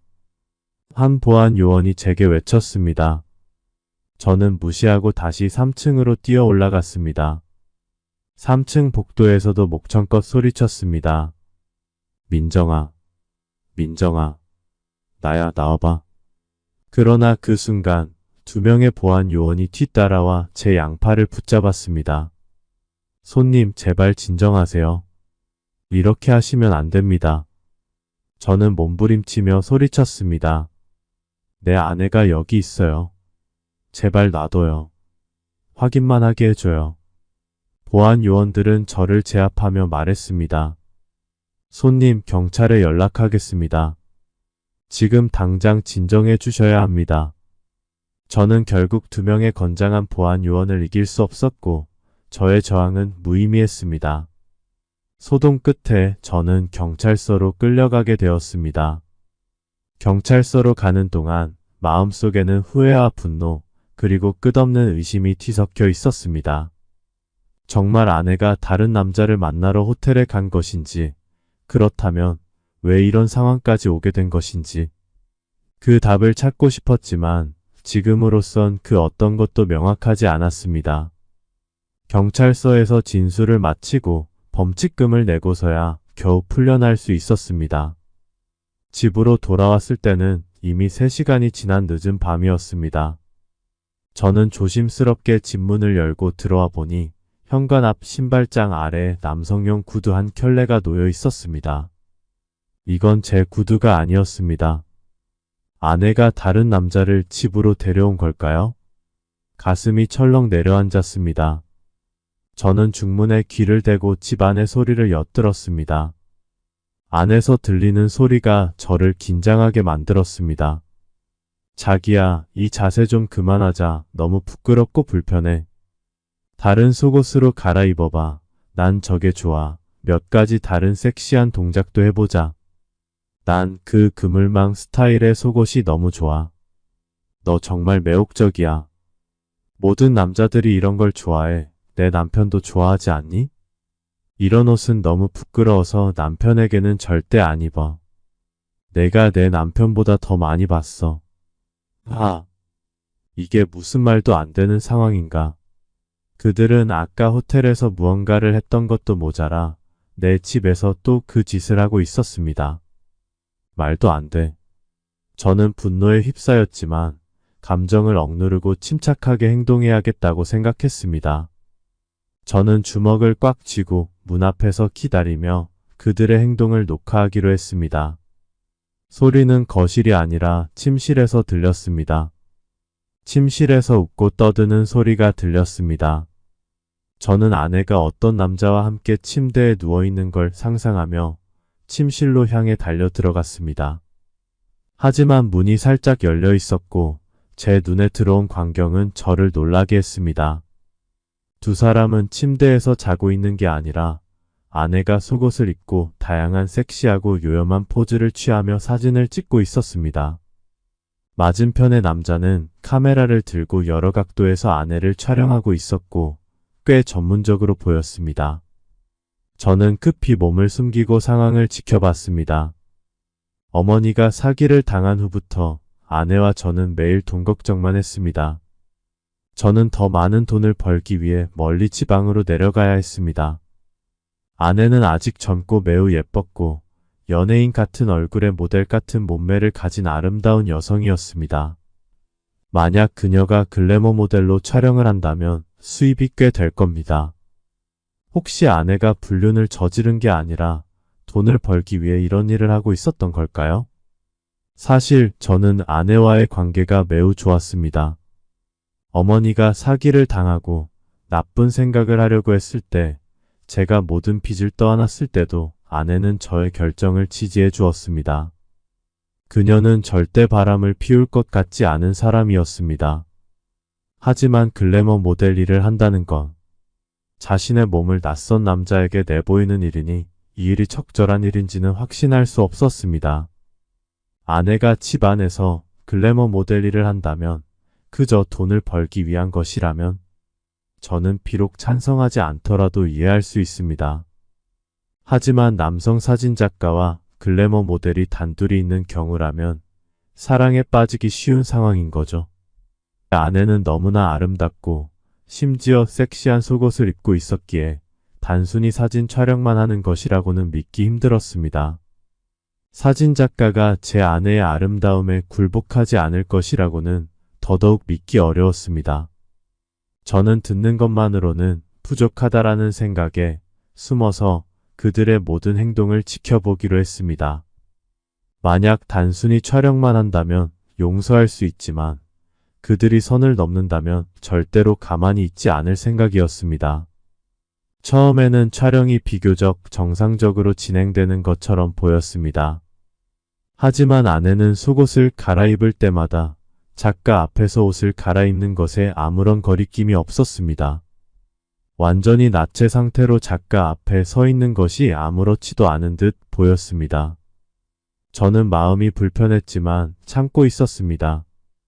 아내는 다양한 포즈를 취하며 카메라 앞에 섰고 사진작가는 그녀의 몸을 각도에 맞춰 지시했습니다.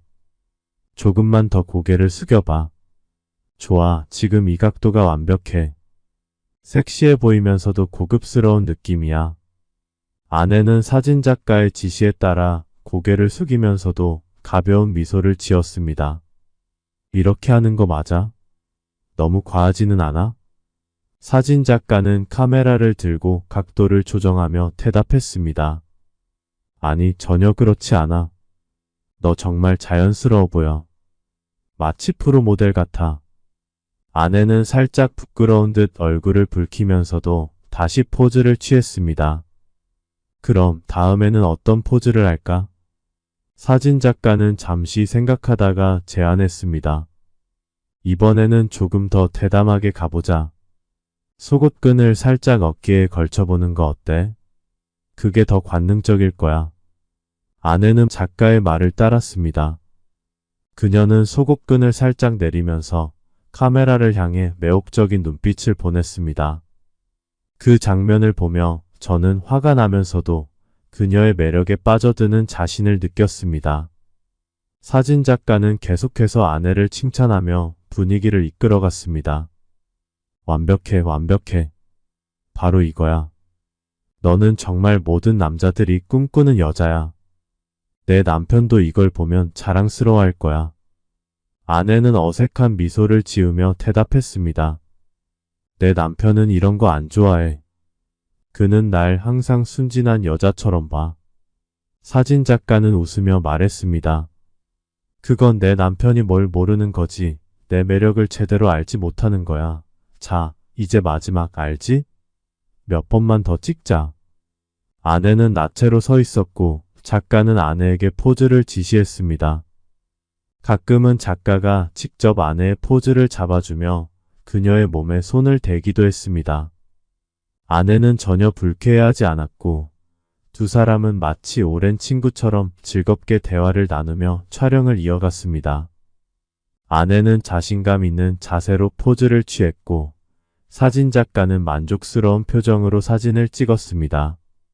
두 사람이 너무나도 편하게 대화하는 모습을 보며 저는 상황이 뭔가 잘못됐다는 것을 직감했습니다. 그들의 대화를 듣고 있던 저는 이제 더 이상 참을 수 없었습니다.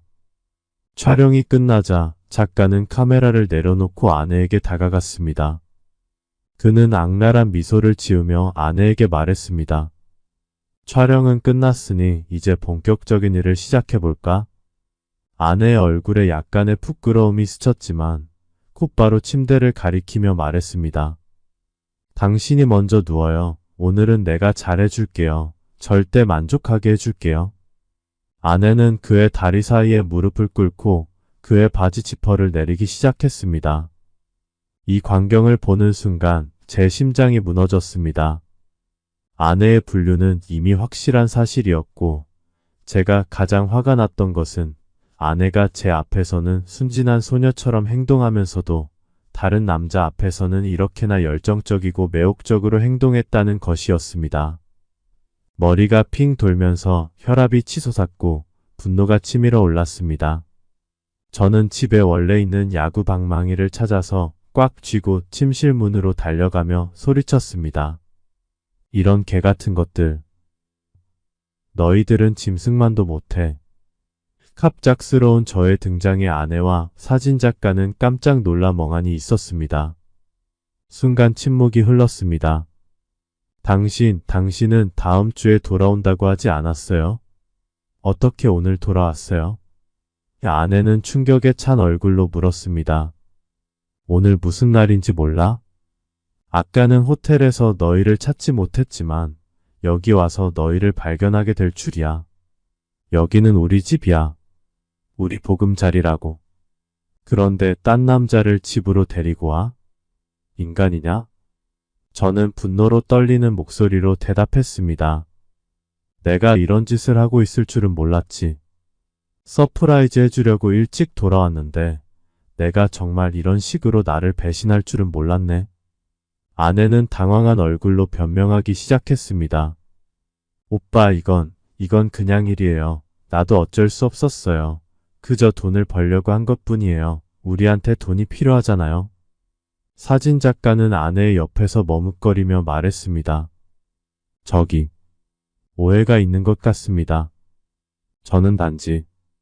저는 그가 말을 끝내기도 전에 소리쳤습니다. 입 다물어. 변명 따위는 듣고 싶지 않아. 제가 점점 더 화를 내며 소리쳤고 아내의 뺨을 세게 때렸습니다. 이건 제가 평생 처음으로 아내를 때린 순간이었습니다. 내가 무슨 말을 해도 이제는 소용없어. 저는 아내의 말을 끊고 외쳤습니다. 이미 다 봤어. 설명할 것도 없어. 당장 꺼져. 저는 아내를 밀어내고 손에 쥔 야구 방망이를 들고 사진작가를 향해 다가갔습니다. 그를 단단히 혼내줄 생각이었습니다. 그때 갑자기 문 밖에서 급하게 문을 쾅쾅 두드리는 소리가 들렸습니다. 너 당장 나와. 내가 너 안에 있는 거 다 알아. 추경석 개자식, 감히 바람을 펴? 빨리 나와. 소리의 주인공은 추경석의 아내인 것 같았습니다. 이제 정말 흥미로운 상황이 되겠군. 저는 문을 열었습니다.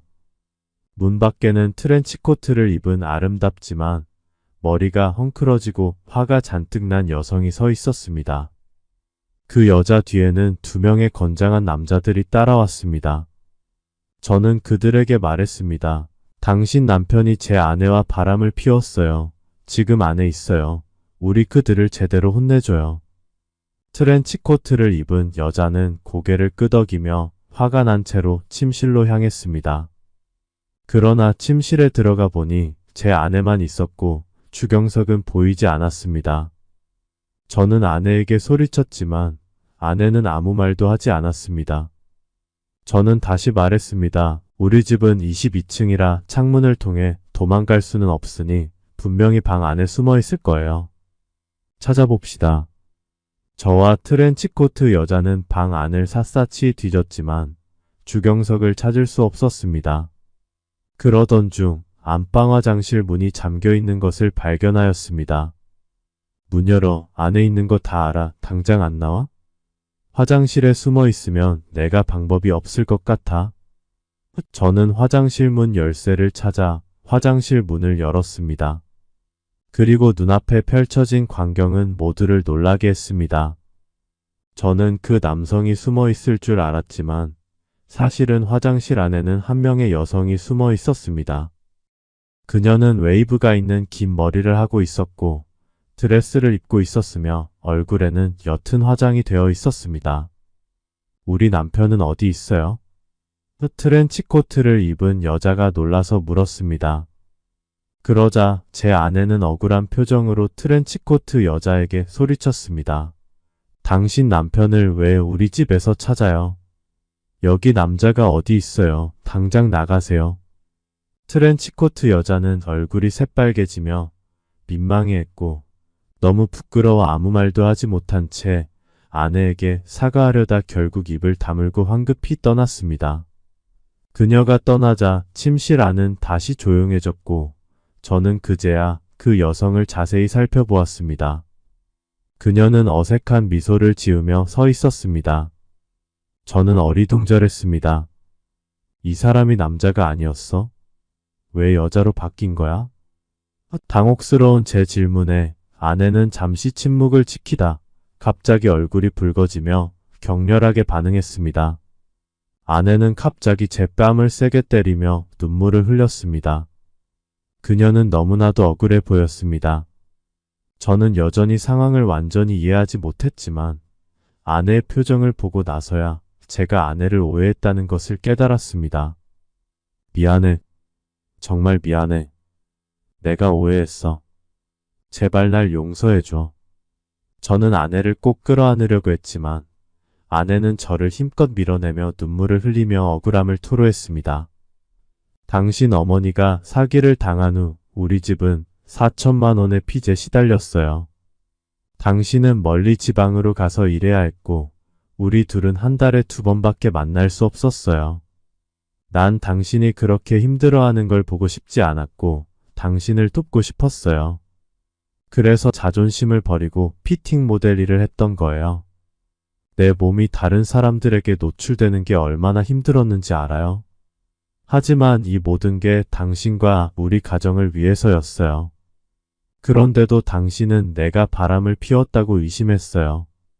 우리가 결혼한 지 이렇게 오래됐는데 내가 한 번이라도 당신을 배신한 적이 있나요? 당신은 사람도 아니야. 아내의 말이 끝나기도 전에 저는 그녀의 억울함을 이해했지만 제 마음도 너무나 억울했습니다. 저는 변명했습니다. 방금 전에 당신이 그 남자의 다리 사이에 앉아 그의 바지 지퍼를 내리는 걸 봤어. 그래서 당신이 나를 배신한 줄 알았어. 아내는 화난 목소리로 대답했습니다. 그건 단지 마사지 하려던 것뿐이에요. 더 많은 돈을 벌기 위해서였어요. 그 사람이 여자라는 걸 몰랐어요. 저는 어리둥절한 표정으로 고개를 끄덕였고 아내는 다시 소리쳤습니다. 이 모든 건 다 우리를 위해 한 건데 당신은 나를 의심했어요. 나는 정말 당신에게 실망했어요. 더 이상 당신을 보고 싶지 않아요. 아내는 눈물을 흘리며 화가 나서 집을 뛰쳐나갔습니다. 저는 그 자리에 멍하니 서 있었습니다. 방 안은 정막이 흘렀고 그 여자는 조용히 밖으로 나갔습니다. 저는 제 앞에 펼쳐진 모든 일이 꿈인지 현실인지 분간할 수 없었습니다. 아내를 오해한 것에 대한 죄책감과 그녀가 했던 모든 희생을 생각하니 가슴이 먹먹해졌습니다. 하지만 동시에 그 상황이 너무 혼란스럽고 아내의 행동이 여전히 이해되지 않았습니다. 냉정을 되찾고 방금 일어난 일을 곰곰이 생각해보니 아내가 사진작가와 사적인 사진을 찍을 때 분명히 사진작가는 남자의 목소리를 가지고 있었고 그들의 대화도 남녀 사이의 대화처럼 들렸습니다. 그런데 사진작가가 안방 화장실에 들어가 3분도 안 되어 갑자기 여자로 변한 것은 이해가 되지 않았습니다. 그리고 트렌치코트를 입은 여자가 찾아왔을 때 그녀는 남편이 분명히 우리 집에 있다고 확신하는 듯 했습니다. 하지만 결과적으로 사진작가는 여자가 되어 있었습니다. 뭔가 이상했습니다. 이 안에 분명히 무언가 숨겨진 비밀이 있을 것입니다. 이 일은 단순하지 않으며 아내는 이 일의 내막을 알고 있을 가능성이 높습니다. 하지만 그녀는 저에게 말해주지 않을 것입니다. 이 문제를 해결하려면 트렌치코트를 입은 여자를 찾아야 했습니다. 그녀에게 이 모든 것이 어떻게 된 일인지 물어봐야겠습니다. 문제는 제가 그녀의 연락처도 모르고 이름도 모르며 어디에서 일하는지도 모른다는 것입니다. 어디서 그녀를 찾아야 할까요? 그래서 저는 집에서 사진작가에 대한 무언가를 발견할 수 있지 않을까 싶어 새벽까지 방 안을 이리저리 뒤적거리다가 누군가 문을 두드리는 소리를 들었습니다. 아내가 돌아온 줄 알고 기쁜 마음으로 문을 열었지만 아무도 없었습니다. 누가 이런 장난을 치는 거야? 저는 큰 소리로 외치며 한쪽에 있는 야구 방망이를 집어들고 언제든지 싸울 준비를 했습니다. 진정해요, 저예요. 트렌치코트를 입은 여자가 한쪽에서 머리를 내밀며 말했습니다. 그녀를 보자 반가운 마음이 들었습니다. 그녀를 어디서 찾아야 할지 걱정하고 있었는데 이렇게 스스로 나타나 주다니 정말 다행이었습니다. 당신 아내는 집에 없죠? 그녀가 조용히 물었습니다. 없어요. 라고 대답하자 트렌치코트 여자는 당당하게 제 앞에 다가와 말했습니다. 집에 돌아가서 계속 생각했는데 좀 전에 있었던 일이 뭔가 이상했어요. 당신과 이야기하고 싶어요. 저도요. 사실 저도 아까 있었던 일이 이상하다고 느꼈어요. 그래서 당신을 찾아가려고 했습니다. 그런데 여기 말고 나가서 얘기하죠. 혹시 아내가 돌아오면 우리 둘이 해명하기 어려울 테니까요. 근처에 공원이 있어요. 거기서 이야기합시다. 그렇게 우리는 공원에 가서 벤치에 앉았습니다. 앉자마자 트렌치코트 여자는 참지 못하고 말했습니다. 이번 주 내내 뭔가 이상하다고 느꼈어요. 남편이 바람을 피우고 있을 거라고 의심했죠. 그래서 사람을 시켜 남편을 계속 감시했어요. 오늘 밤에 제가 보낸 사람이 분명히 제 남편이 당신 아내와 함께 당신 집에 들어가는 걸 봤어요. 그런데 제가 찾아왔을 때 왜 남편이 여자가 되어 있었을까요? 저는 설명했습니다. 당신이 오기 전에는 남자 사진작가가 제 아내의 사진을 찍고 있었어요. 하지만 당신이 들어온 후 그 사진작가가 화장실로 숨었고 어떻게 된 일인지 갑자기 여자로 변했어요. 그 말을 듣자 트렌치코트 여자는 깜짝 놀라며 경악했습니다. 저는 이어서 물었습니다. 남편 사진이 있나요? 한번 보여주세요. 트렌치코트 여자는 핸드폰을 꺼내 남편 사진을 보여주었습니다. 그 사진을 보자마자 저는 눈을 크게 뜨고 놀라서 외쳤습니다. 당신 남편이 제 아내의 사진을 찍던 그 사진작가예요. 그런데 어떻게 갑자기 여자가 된 거죠? 아무리 여자나 남자가 분장을 한다고 해도 외모가 이렇게 다를 수가 있나요? 분명히 같은 사람이 아니었습니다. 이렇게 말하면서 저는 상황의 복잡함과 이상함을 더욱 실감하게 되었습니다. 이제 우리는 진실을 찾아내기 위해 힘을 합칠 수밖에 없었습니다. 트렌치코트 여자는 놀란 표정으로 제 말을 듣고 있었습니다. 그녀의 표정은 저를 말문이 막히게 했습니다. 잠시 동안 생각에 잠긴 후 저는 갑자기 한 가지 가능성을 떠올렸습니다. 조심스럽게 트렌치코트 여자에게 물었습니다. 두 분 혹시 결혼하셨나요? 그녀는 고개를 저으며 대답했습니다. 아니요, 아직 결혼하지 않았어요. 저는 그를 정말 사랑하고 그와 결혼하기로 약속한 사이라 남편이라고 부르는 거예요. 저는 다시 물었습니다. 그럼 혹시 두 분 잠자리를 가진 적이 있나요? 이 질문을 던지고 나서야 서로 이름도 모르는 상태에서 이렇게 사적인 질문을 하는 게 얼마나 이상한지 깨달았습니다. 트렌치코트 여자는 얼굴을 붉히며 머리를 숙였고 작은 목소리로 물었습니다. 이런 걸 왜 묻는 거죠? 저는 설명했습니다. 이런 일이 벌어졌으니 모든 가능성을 열어놓고 생각해봐야 하잖아요. 이 질문을 하는 이유는 사건의 진실을 밝혀내기 위해서예요. 솔직히 대답해주세요. 그러자 트렌치코트 여자는 솔직히 대답했습니다. 네, 남편과 당연히 관계를 했죠. 횟수는 몇 번 안 되지만 분명히 남자였어요. 저는 올해 31이고 그 전에 남자친구도 3명이나 사귀었기 때문에 그 정도는 판단할 수 있어요. 그녀의 말을 듣고 저는 다시 추측할 수밖에 없었습니다. 다음은 더 민감한 질문이긴 한데 꼭 답변 부탁드립니다. 당신과 남편이 관계 시 맨정신인 상태였나요? 저는 다시 그녀에게 질문했습니다. 그녀는 약간 민망한 표정으로 저를 보며 이걸 왜 물어요? 잠시만요. 제가 한번 생각해 볼게요. 조금 의아한 점이 있긴 해요. 남편은 매번 술을 먹고 냄새 좋은 향을 피우고 샤워를 30분 넘게 하고 준비된 분위기에서만 하려고 해요. 저는 여자지만 샤워하는데 30분도 걸리지 않거든요. 그래서 남편이 오래 한다고 생각은 했었어요. 매번 저는 너무 졸려서 잠이 들었고 잠결에 그가 제 위에 올라오는 걸 느꼈어요. 제가 낮에 요구하면 핑계대고 피하더라고요. 라고 답했습니다. 저는 그녀에게 좀 믿기 힘들지만 그 사람은 여자일 확률이 높아요. 어떻게 얼굴을 완전히 다르게 했는지는 모르지만 지금 상황을 종합하면 이게 제일 합리적인 추측이에요. 트렌치코트 여자는 잠시 생각에 잠기더니 말했습니다. 솔직히 저는 그가 여자일 것이라고는 상상도 못했어요. 하지만 당신 말이 일리가 있어요. 솔직히 제가 여자라서 매번 먼저 관계를 요구하는 것도 부끄러운데 그가 거절하는 걸 보면 뭔가 이상하긴 했어요.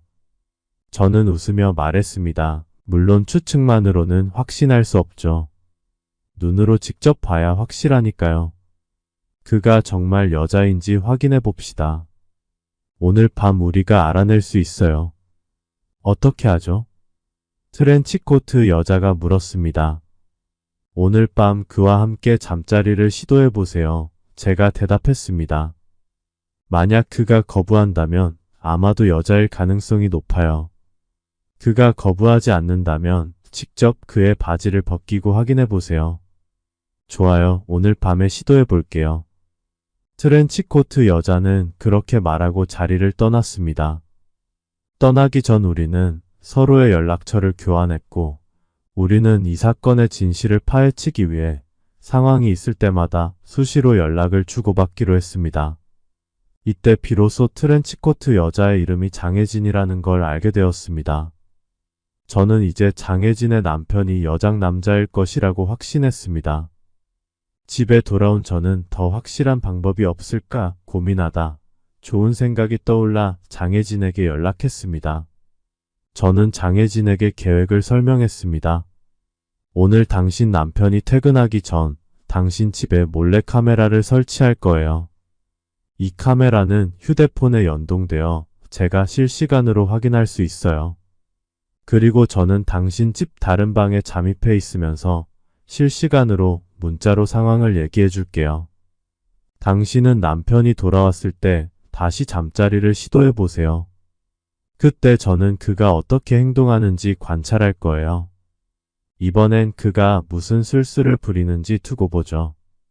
장혜진과 남편이 함께 침대에 있는 모습을 제가 몰카로 지켜보는 건 그녀에게 아주 민망한 일이었을 겁니다. 장혜진은 마음속으로 원치 않았지만 진실을 밝혀내기 위해 마지못해 고개를 끄덕였습니다. 좋아요. 당신이 말한 대로 하죠. 그렇게 장혜진은 계획에 동의했고 저는 그녀의 집에 들어갔습니다.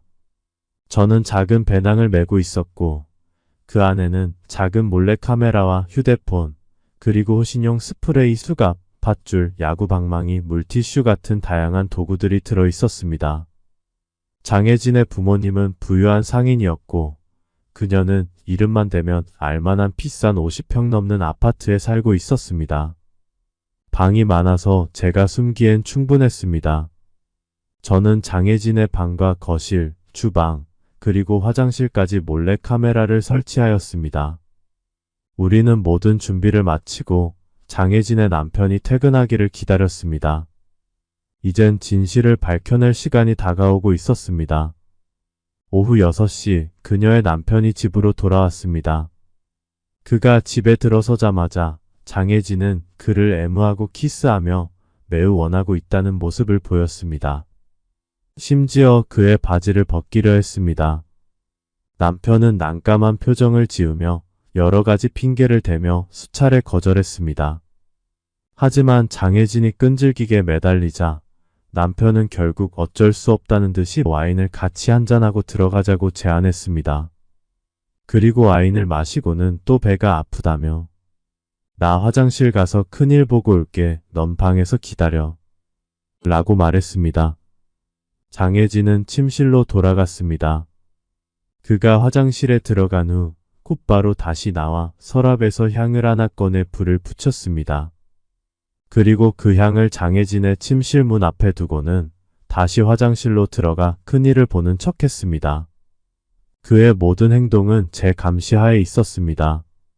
저는 즉시 장혜진에게 메시지를 보냈습니다. 그가 또 당신 방 앞에 향을 피웠어요. 그게 아마도 수면제일 거예요. 물수건으로 코와 입을 막아요. 그리고 그가 화장실에 간다고 한 건 핑계일 뿐이에요. 조금만 기다리면 진실이 밝혀질 거예요. 제가 몰래카메라에 연동된 휴대폰을 확인하니 주경석은 화장실에서 물을 털어놓고 그냥 변기에 앉아있기만 했고 계속 시계만 보고 있었을 뿐이었습니다. 20분 후 그는 화장실에서 나와 몰래 침실로 다가갔습니다. 저는 장혜진에게 또 다른 메시지를 보냈습니다. 그가 상황을 살피러 가고 있어요. 자는 척 하세요. 장혜진은 저의 지시에 따라 행동했습니다. 남편은 장혜진이 잠든 것을 확인하고서야 행동하기 시작했습니다. 주경석이 바지를 벗었는데 충격적이었습니다. 그 팬티에는 남자의 모양과 같은 검은 모형이 달려 있었습니다. 주경석은 사실 여자였습니다. 이전에도 주경석은 수면제를 이용해 장혜진을 재운 후 남자인 척 그녀와 잠자리를 가졌던 것입니다. 진실이 밝혀졌으니 더 이상 숨을 필요가 없었습니다. 저는 즉시 밖으로 뛰쳐나갔습니다. 주경석은 발소리를 듣고 급히 뒤를 돌아보았고 제가 다가오는 것을 본 순간 그가 아직 반응하기도 전에 저는 이미 그녀에게 달려가고 있었습니다. 강한 발차기로 그녀의 배를 가격했고 그녀는 3~4m나 날아가 바닥에 쓰러졌습니다. 고통스러워하며 바닥에 누운 채로 신음소리를 냈습니다. 저는 수갑을 꺼내 주경석의 손을 채웠습니다. 이제 이 사람은 완전히 제압되었습니다. 그때 장혜진은 화가 난 채로 말없이 주경석의 다리 사이를 확인하였습니다. 그녀가 착용하고 있던 가짜를 확인했습니다. 주경석은 여성이었고 그 가짜 물건을 이용해 남자로 가장해 왔던 것입니다. 장혜진이 그녀의 옆으로 다가와 분노에 찬 목소리로 외치며 주경석의 얼굴을 세게 때렸습니다. 난 너를 진심으로 사랑했는데 왜 날 속였어? 이렇게 하는 게 날 배신하는 거야. 너 이게 나한테 할 짓이야? 주경석은 이 상황에서 더 이상 숨길 필요가 없다는 것을 깨달았습니다. 그녀는 쓴웃음을 지으며 천천히 입을 열었습니다. 난 몸은 여자지만 어릴 때부터 남자가 되고 싶었어. 그래서 많은 시간 동안 스스로를 남자라고 생각했어.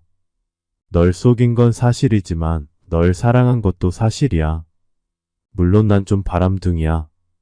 난 너만 좋아한 게 아니라 저기 있는 그의 아내도 좋아해. 그녀는 손가락으로 저를 가리켰습니다. 저는 화가 나서 물었습니다. 당신 내 아내와 무슨 일이 있었던 거야? 주경석은 사실대로 대답했습니다. 그녀는 나의 사적인 모델일 뿐만 아니라 가끔은 나와 잠자리도 가졌어.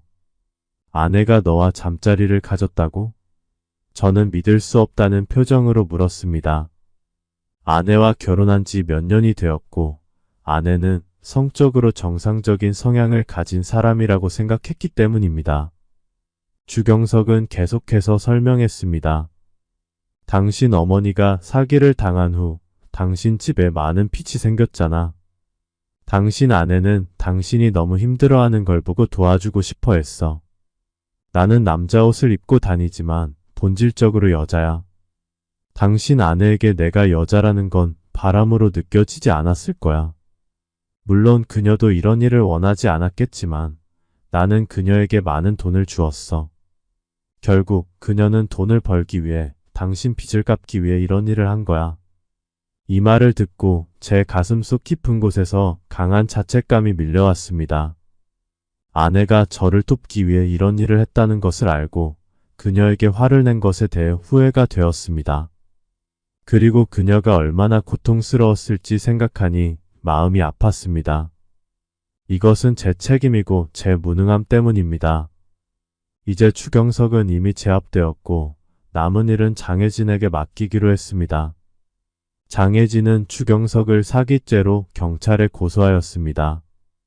저는 급히 휴대전화를 꺼내 아내에게 전화를 걸었습니다. 그전에는 꺼져 있던 아내의 휴대전화가 연결되었습니다. 여보, 돌아와줘. 그 사람이 여자라는 걸 알았어. 당신과 그녀 사이에 있었던 일도 다 이해해. 당신을 탓하지 않을게. 내가 무능해서 미안해. 여보 사랑해. 지금 어디야? 내가 데리러 갈게. 아내는 잠시 멈칫하더니 한참을 침묵한 후 조심스럽게 말했습니다. 그 사람이 여자라면 내가 그녀와 잔 건 바람이 아닌 거죠. 맞죠? 맞아. 저는 확고하게 대답했습니다. 아무런 망설임 없이 아내에게 확신을 주었습니다. 아내는 다시 물었습니다. 그럼 나중에 이 일 때문에 나를 싫어하지 않을 거죠? 당신은 바람을 피운 게 아니잖아. 내가 왜 싫어하겠어? 그냥 여자친구랑 잠을 잔 것뿐이라고 생각해. 당신도 나 사랑하지? 돌아올 거지? 아무 일도 없었던 걸로 하자. 이 일은 우리 둘 다 잊어버리자. 앞으로 이 일에 대해 절대 말하지 않기로 해. 누가 말하면 그 사람은 강아지야. 아내는 그 말을 듣고 웃음을 터뜨리며 행복의 눈물을 흘렸습니다. 이해해줘서 고마워요. 그리고 당신 무능하지 않아요. 그런 얘기하지 말아요. 당신이 우리의 미래를 위해 고생하는 거 다 알아요. 나도 이 일을 하기 전에 고민이 많이 되었지만 짧은 시간에 많은 돈을 벌 수 있다고 해서 빨리 빚을 청산하고 당신과 함께 살고 싶어서 그랬어요. 당신 보고 싶어요. 얼른 데리러 와줘요. 이렇게 해서 이 모든 소동은 마무리되었습니다. 주경석은 경찰에 의해 사기죄로 조사를 받았고 법적 책임을 지게 되었습니다. 장혜진은 경찰서에 가서 주경석의 사기 행각을 신고하며 법적 절차를 밟았습니다. 주경석은 사기와 관련된 혐의로 수사를 받았고 사법적인 처벌을 받았습니다. 저와 아내는 관계를 회복하기 위해 최선을 다했습니다. 아내와 함께 더 많은 시간을 보내며 서로의 감정을 이해하고 지지했습니다. 아내는 그동안 주경석과 함께 일하며 1,000만 원을 벌었고 저도 열심히 일하면서 한 푼이라도 아껴가며 집안의 빚을 갚아나갔습니다. 그렇게 6개월 후 우리는 모든 빚을 청산할 수 있었습니다.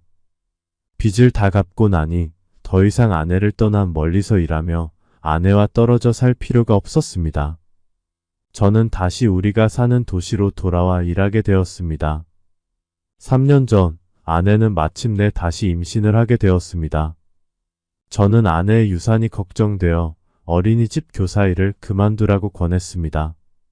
아내는 제 조언을 받아들이고 일을 그만두었고 덕분에 아이를 무사히 출산할 수 있었습니다. 아내는 저를 닮은 예쁜 딸을 낳았고 지금은 집에서 딸을 돌보며 간간히 온라인 쇼핑으로 수입을 벌고 있습니다. 저 역시 직장에서 열심히 일한 덕분에 진급을 하였고 수입도 많이 늘었습니다. 우리는 둘째 아이를 계획하고 있으며 더 좋은 교육 환경을 제공하기 위해 돈을 모아 지금보다 더 좋은 곳으로 이사할 계획을 세우고 있습니다. 현재 우리 가족은 평온하고 행복한 일상을 보내고 있으며 서로에 대한 신뢰와 사랑을 바탕으로 더 나은 미래를 꿈꾸고 있습니다. 오늘의 사연은 여기까지입니다. 구독, 좋아요, 알림 설정 부탁드립니다. 더욱 재밌는 사연으로 찾아뵙겠습니다. 감사합니다.